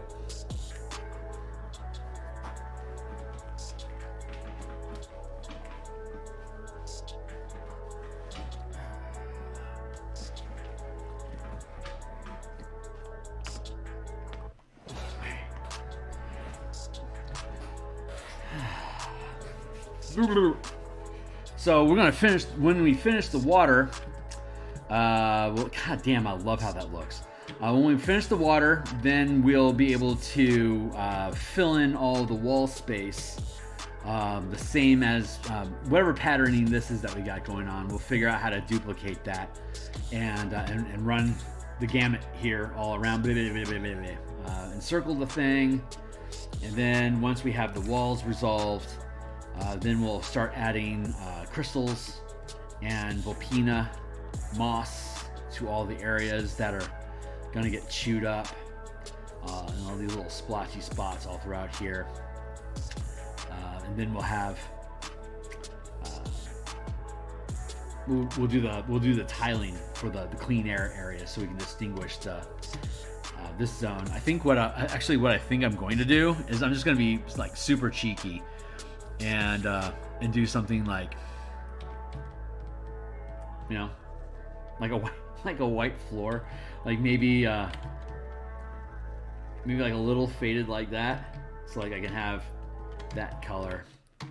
Like this is the first area that gets blocked off, so like from here down I can use that as an off-white color, so all the cobblestone and stuff that was on top deck, which is using this color, can remain consistent as stuff that's in the fog. And these areas are not in the mist. They're quarantined. They're using an airlock system to keep the stuff out. Actually, this one has fog in it, so I can hit that 0 there. I can do this. This area does have fog in it, but they keep the door closed here, and there's an air vent. There's an air fan set up here that prevents the fog from going any further. There's a security door that they have here. So there's a door. There's a door here, and there's a door here. So when this door gets opened, the fog won't push into the hallway, but they can close the door behind them, and then they can, you know, open this one. So they could just technically open this one and step out, but this makes for a fun. If they needed to, they could take the fan in with them and start pushing the air out. And if they open up that door, they can push the air completely out of here with the amount of space that it has, and then they could lock the door down if they needed to. That's why they have the air vent here. You can do that sort of stuff. So, and we can do that sort of stuff with tiles. With tiles and cool map work. But yeah, this is the a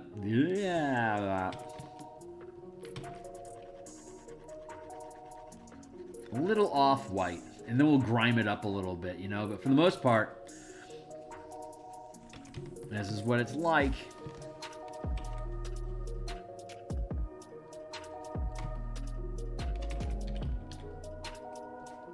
And this area is just completely grimed up like everything else is. It's not protected at all. So this door here that leads down to here, that's fused shut. So you're gonna have to figure out a way to crack that open if you want to come directly into the bunker area from this the murder hole entrance in the flooded fort.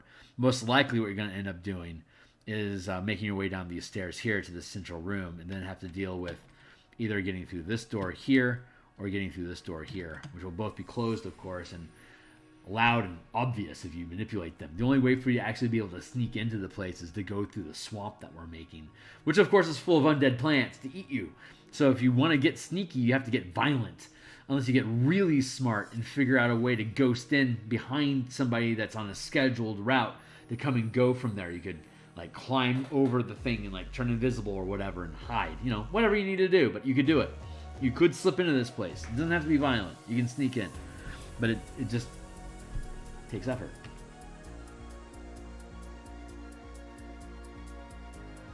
Yeah, that's how this is how this thing's broken down. So, not that that's here or there. That's how it's, but that's what we resolved as far as like the colors were concerned. I was concerned about that fog effect, and I don't need to be. So, because all the color we have for all the map upstairs, that's all inside that fog. So, the only thing that needs to change is not in fog, which is what this will do. And then we'll be able to have those little patches of similar color when we build the token for the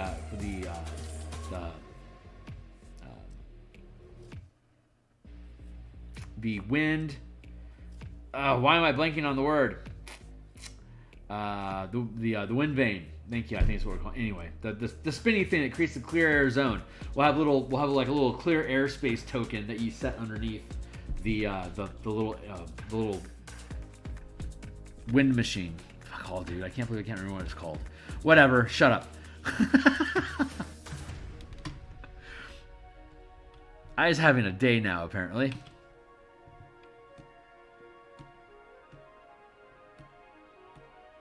Yeah, what are you all about? Where are you? Fascinating. For reals? Okay.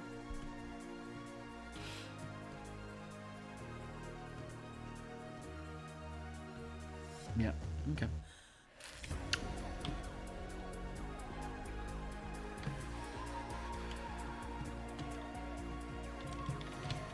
Trash. That will tell me to get rid of it. Alright, back to work.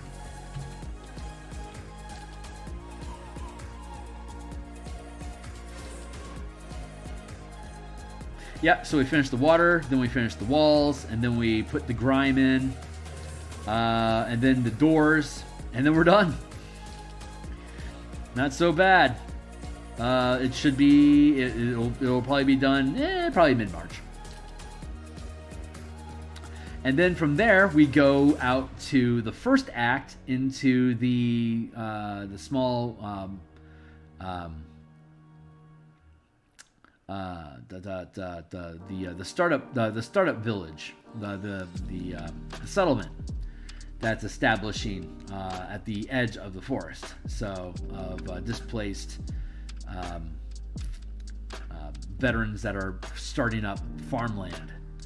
And the war is over, so this is a small off the radar, no official presence, homeless survivors that figured out that they can pull together enough scrap and seed to be able to build a small community in a questionably dangerous location where there's minimal law enforcement and where honesty is in high regard. So. It's a fun little cowboy sort of setup. But once we finish this map, we'll go in and we'll build that village. We'll build that village when you get to meet it, when things are going okay. And we'll change and we'll build the alternate map for after the undead attack. And so it's going to change. So that'll be a fun map to build.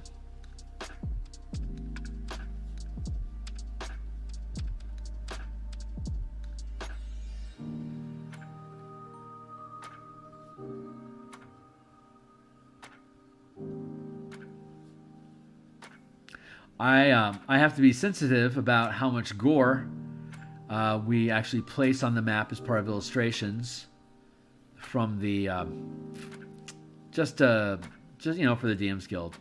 We have caps, but I could always make alternates of that village map with full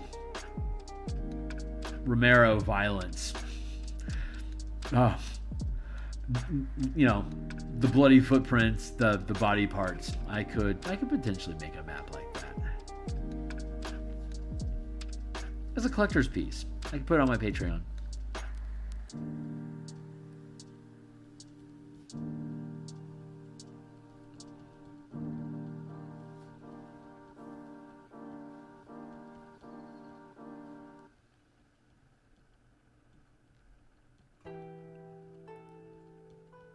Is my face? No, my face is on screen. Sorry, guys.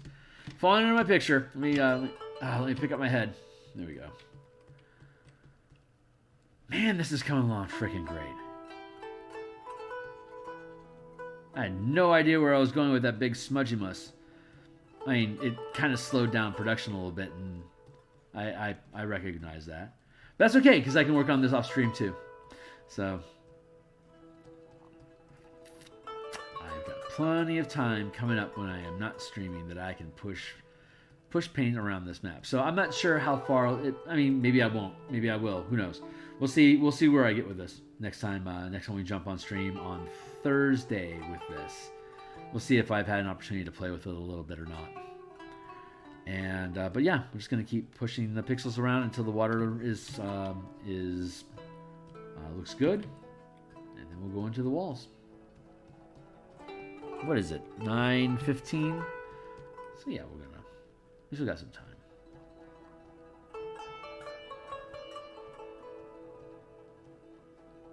But yeah, we're not gonna finish tonight. Oh heavens no! Heyo. That's my phone saying, "Hey, remember you like to get up like at 4." Like, I don't like getting up at 4.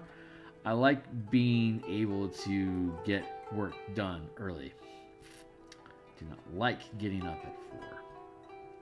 I just like what getting up at 4 will do for me. I also like sleeping till noon on Sundays.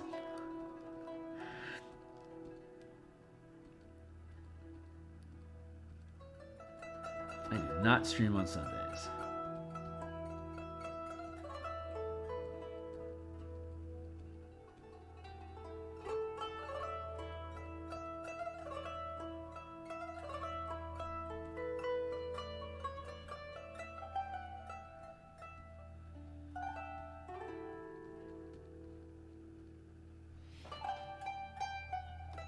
Fitting into the document, the more you know that you need to redraw the cover art, which you hated the result of before I get too far along. Oh, celebrate that, brother. Good luck to you. That's a hard hit. I've had to rebuild covers before. It's a sting in the ass, that's for sure. Or what really sucks is like when you do a picture and it looks really good, but you painted it without any of the text space that eats up the page. Like you don't have your dress, like your cover plate, and you don't have like your byline plate at the bottom. And you don't like have where whatever your licensing emblem is, whether it's DMsGuild or whatever, like whatever emblems and logos you need to have. Like you got to have all that shit on the cover, so that when you actually put the picture on the cover with all the dressing, that it actually still looks good. God, I used to build covers without the dressing first, and I locked that dressing shit down. I will not make that mistake again. I see myself trying to make that mistake occasionally, but that's only like when I fall into a picture, like really just fall into something that's like, you should be a cover. I'm like, oh, but no, you shouldn't, darling, because you don't have any dressing built around you. So you are very, very pretty, but nobers. So that ends up, potentially being like just a full page cover splat, or a full page piece of art in a book, whatever.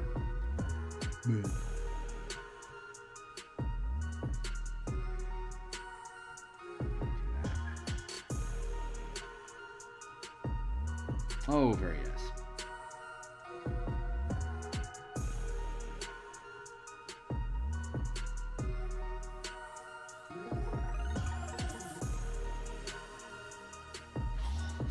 turning out so good.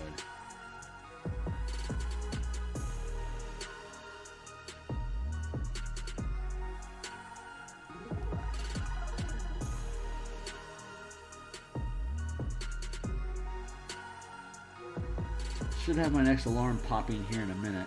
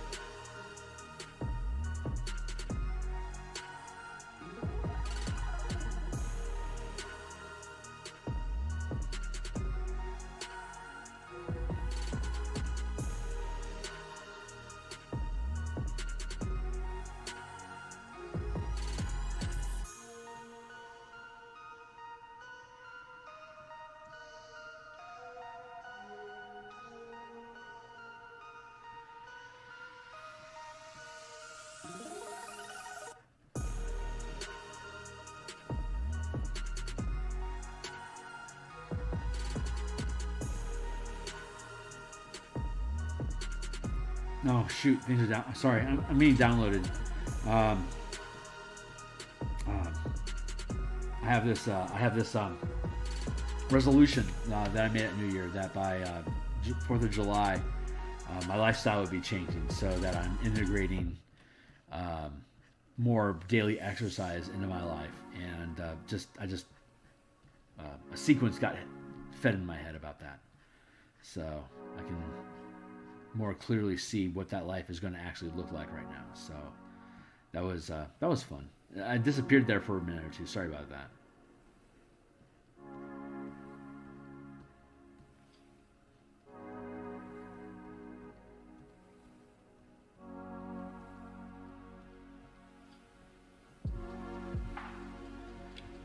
Man, I like how that is. All this stuff is super cool.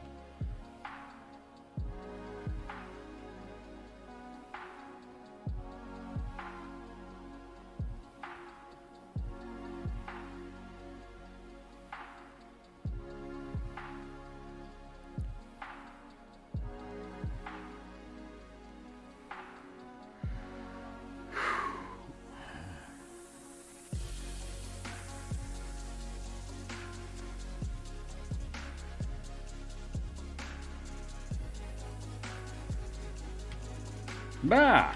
That was excessively large.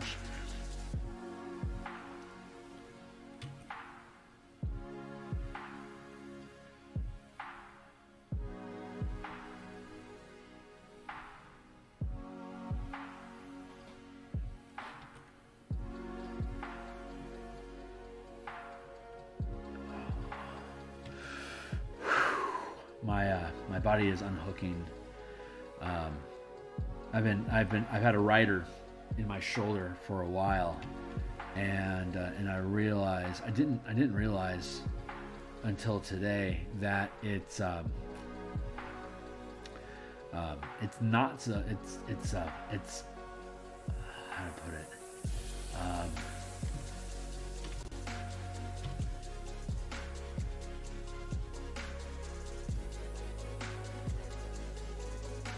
It was an expression of guilt that I didn't realize I was carrying from the way that I interact with people in my life.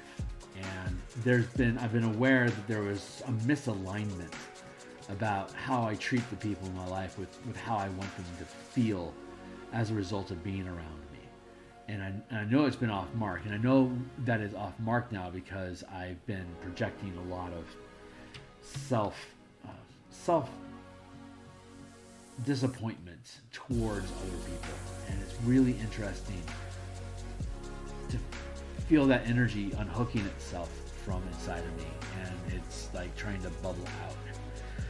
So there's always a number of different memories in life that are attached to the realization when you're a jerk and that you can be a better person. Like, here's a path how to be that person.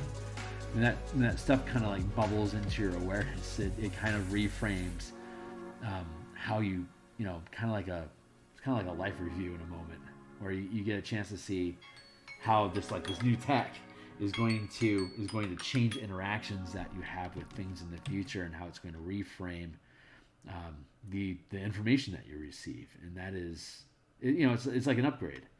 So there's always a number of bugs that have to get shook out by IT support when you integrate the new upgrades. But that's why you want to build a relationship with your tech team, and you can feel them moving in your body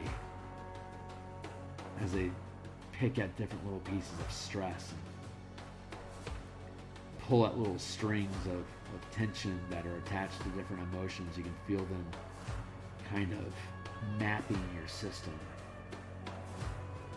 After you let them get a really good diagnostic, they can start feeding you change logs. We know that there's a source of stress here. At this point, like around your kidney here, you've been having some peeing issues lately, so.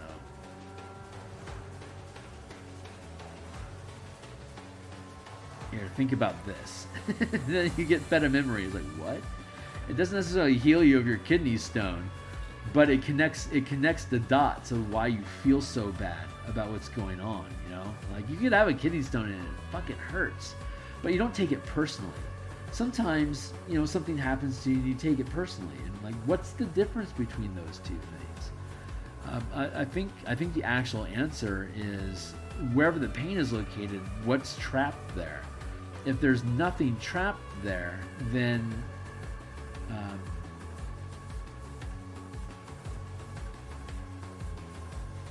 it's you don't take it personally, whatever suffering you're going through. If something that's trapped there is something that you don't want to deal with, then the pain that you feel there is, you're going to take it personally, because your quiet suffering is being fucked with. And I don't think discovering these things does anything to expedite the healing of whatever the malady is. But what I think it does is it lets you be at peace with whatever it needs to do. If it's terminal cancer, God willing, I shan't have to worry about testing this theory, but there's a chance I will.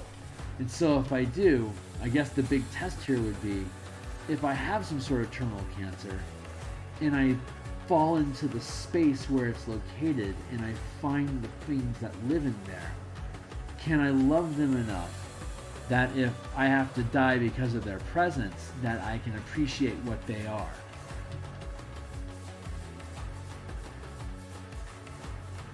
So that's interesting.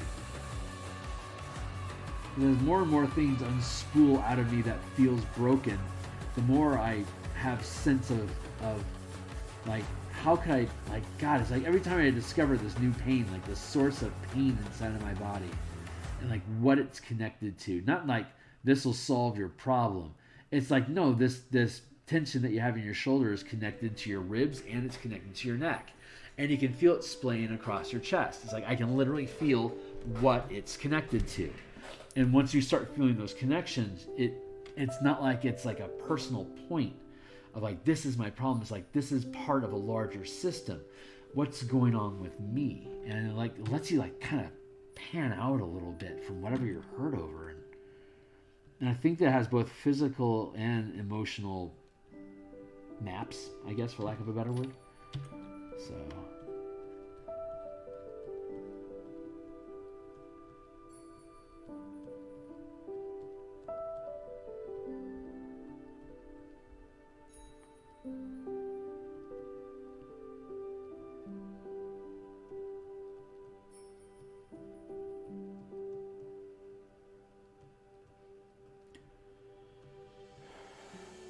So if you were to like play an Exorcist game, You know, like the Exorcist Squad, where you soul sink into somebody's spiritual state and track down the demons that are harming them. You could use that as a basic roadmap to be able to start off with where pain points are, like where's it hurt, where's it broken, and you can use that to start charting whatever that dungeon map would be, using the most severe pain in the moment as your entry point into the dungeon, and to see what what places it takes you to. Like we can get like really into it with like Chinese acupuncture, and like look at where the different needle points are on your body, what things they connect to inside of your body, and we can create like different type of like dungeon zones. It's like each zone has its own sort of demonic influence associated with it, which could reflect maladies that are associated with the needlework of acupuncture. So that's a fun idea. That almost feels like a World of Darkness thing, though. If I was into World of Darkness, I would totally do a tarot, a palmistry, and an aura mechanics book. I think that'd be fun, and I think it'd be really practical for like werewolf, mage, and changeling. I think those would probably be the three that I'd be most useful for.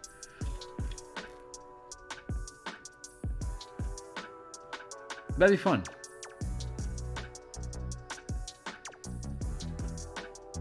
I'm a big guru nut. Always has a sort of psycho-spiritual side conversation going whenever I think about Werewolves of the Apocalypse.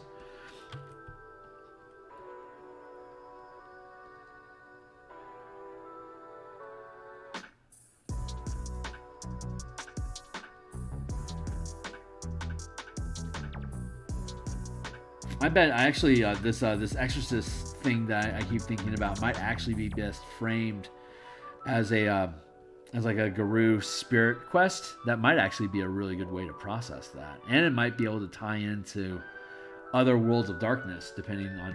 I'm not familiar with a lot of the World of Darkness stuff, but I bet that concept, that Exorcist concept, if I just built the mechanic into a dice pool, I think most of that would actually work pretty well. I mean, WoD isn't very map oriented at all. It's more theater of the mind than most role-playing games, so it could actually probably handle some low-end body diagrams as a rough map. I bet that could work. I'm gonna let that stir a little bit more. It seems that the Monday streams are where we think about that. I'm noticing a pattern there. These look really cool.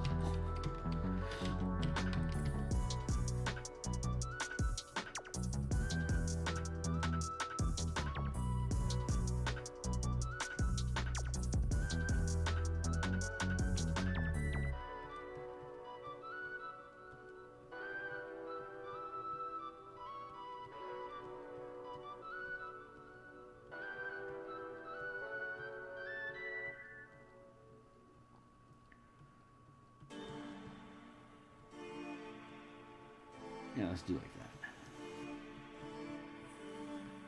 I think we got like 10 minutes left? If even? Let's see. We're almost out of time, I know that. Yeah, we got 10 minutes left. So we're gonna bounce out of here in a few minutes. I might cut off before the 10-minute mark.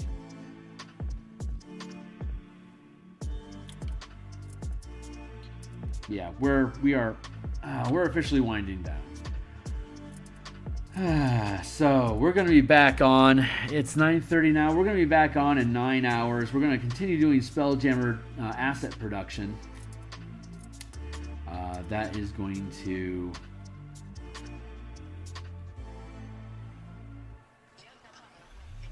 include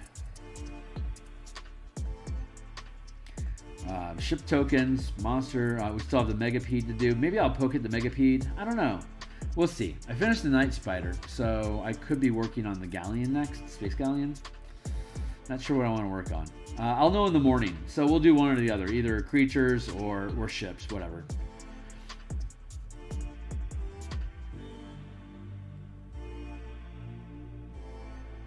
And then we'll be back on Wednesday morning, Thursday morning, and then Thursday night. We'll be back here working with Eberron some more.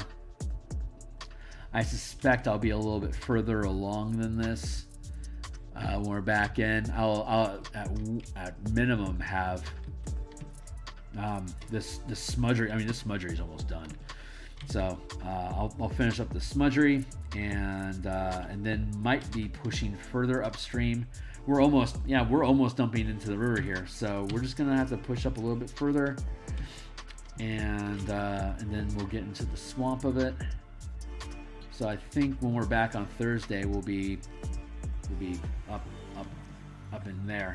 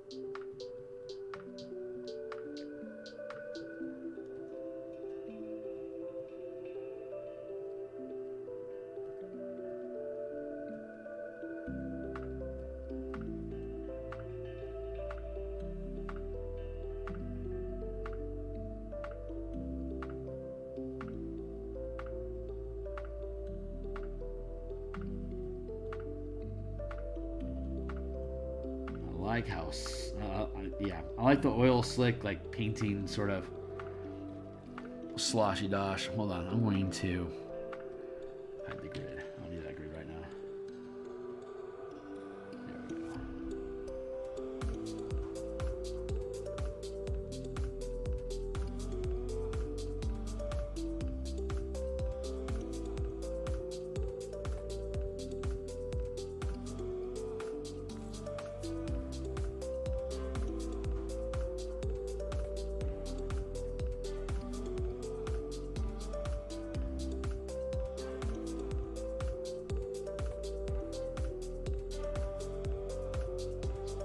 How fun that is. God, it's so fun.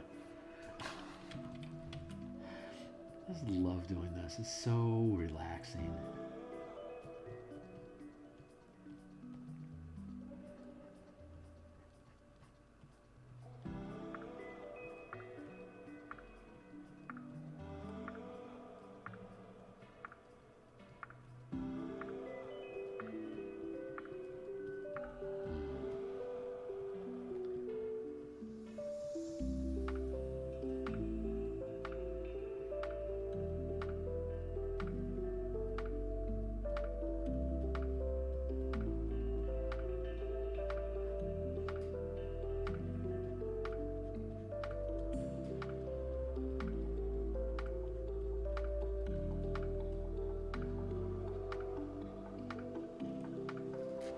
How's this blend? What are you guys doing here?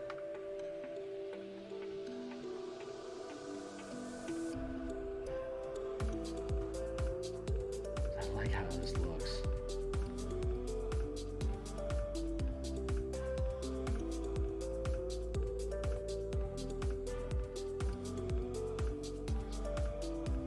Oh, this is conflicted, isn't it?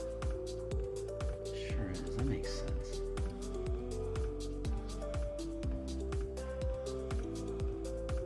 So this should blend down because it has to split its path. It's going to gray out in the middle.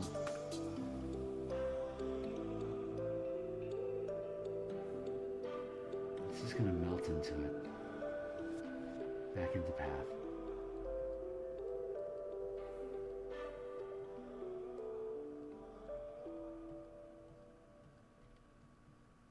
But it's all evil. It all just wants to ruin your life.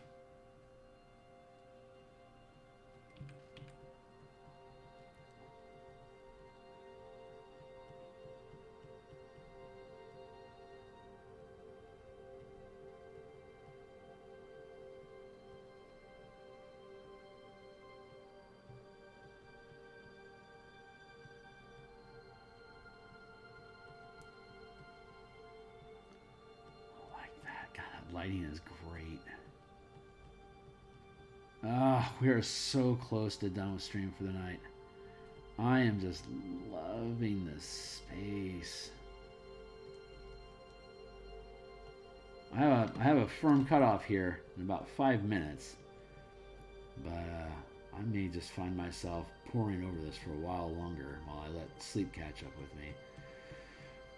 I'm gonna have a melatonin chaser here in a minute, I think. And just obliviate.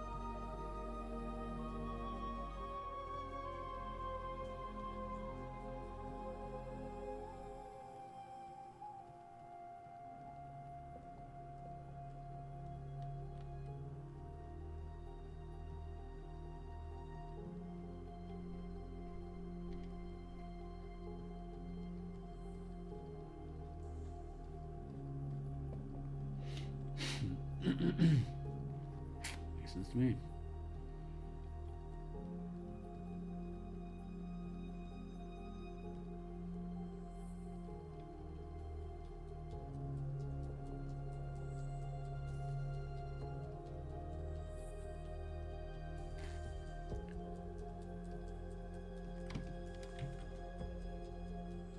It's actually pushing this way, though. Good point.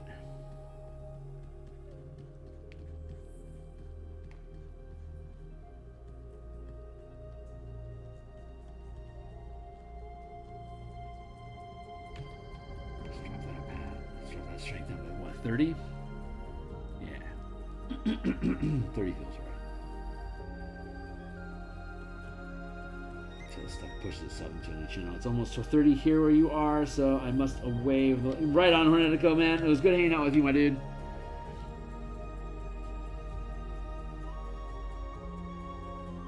Yeah, I'm about to drop off myself, my man. You have a good night.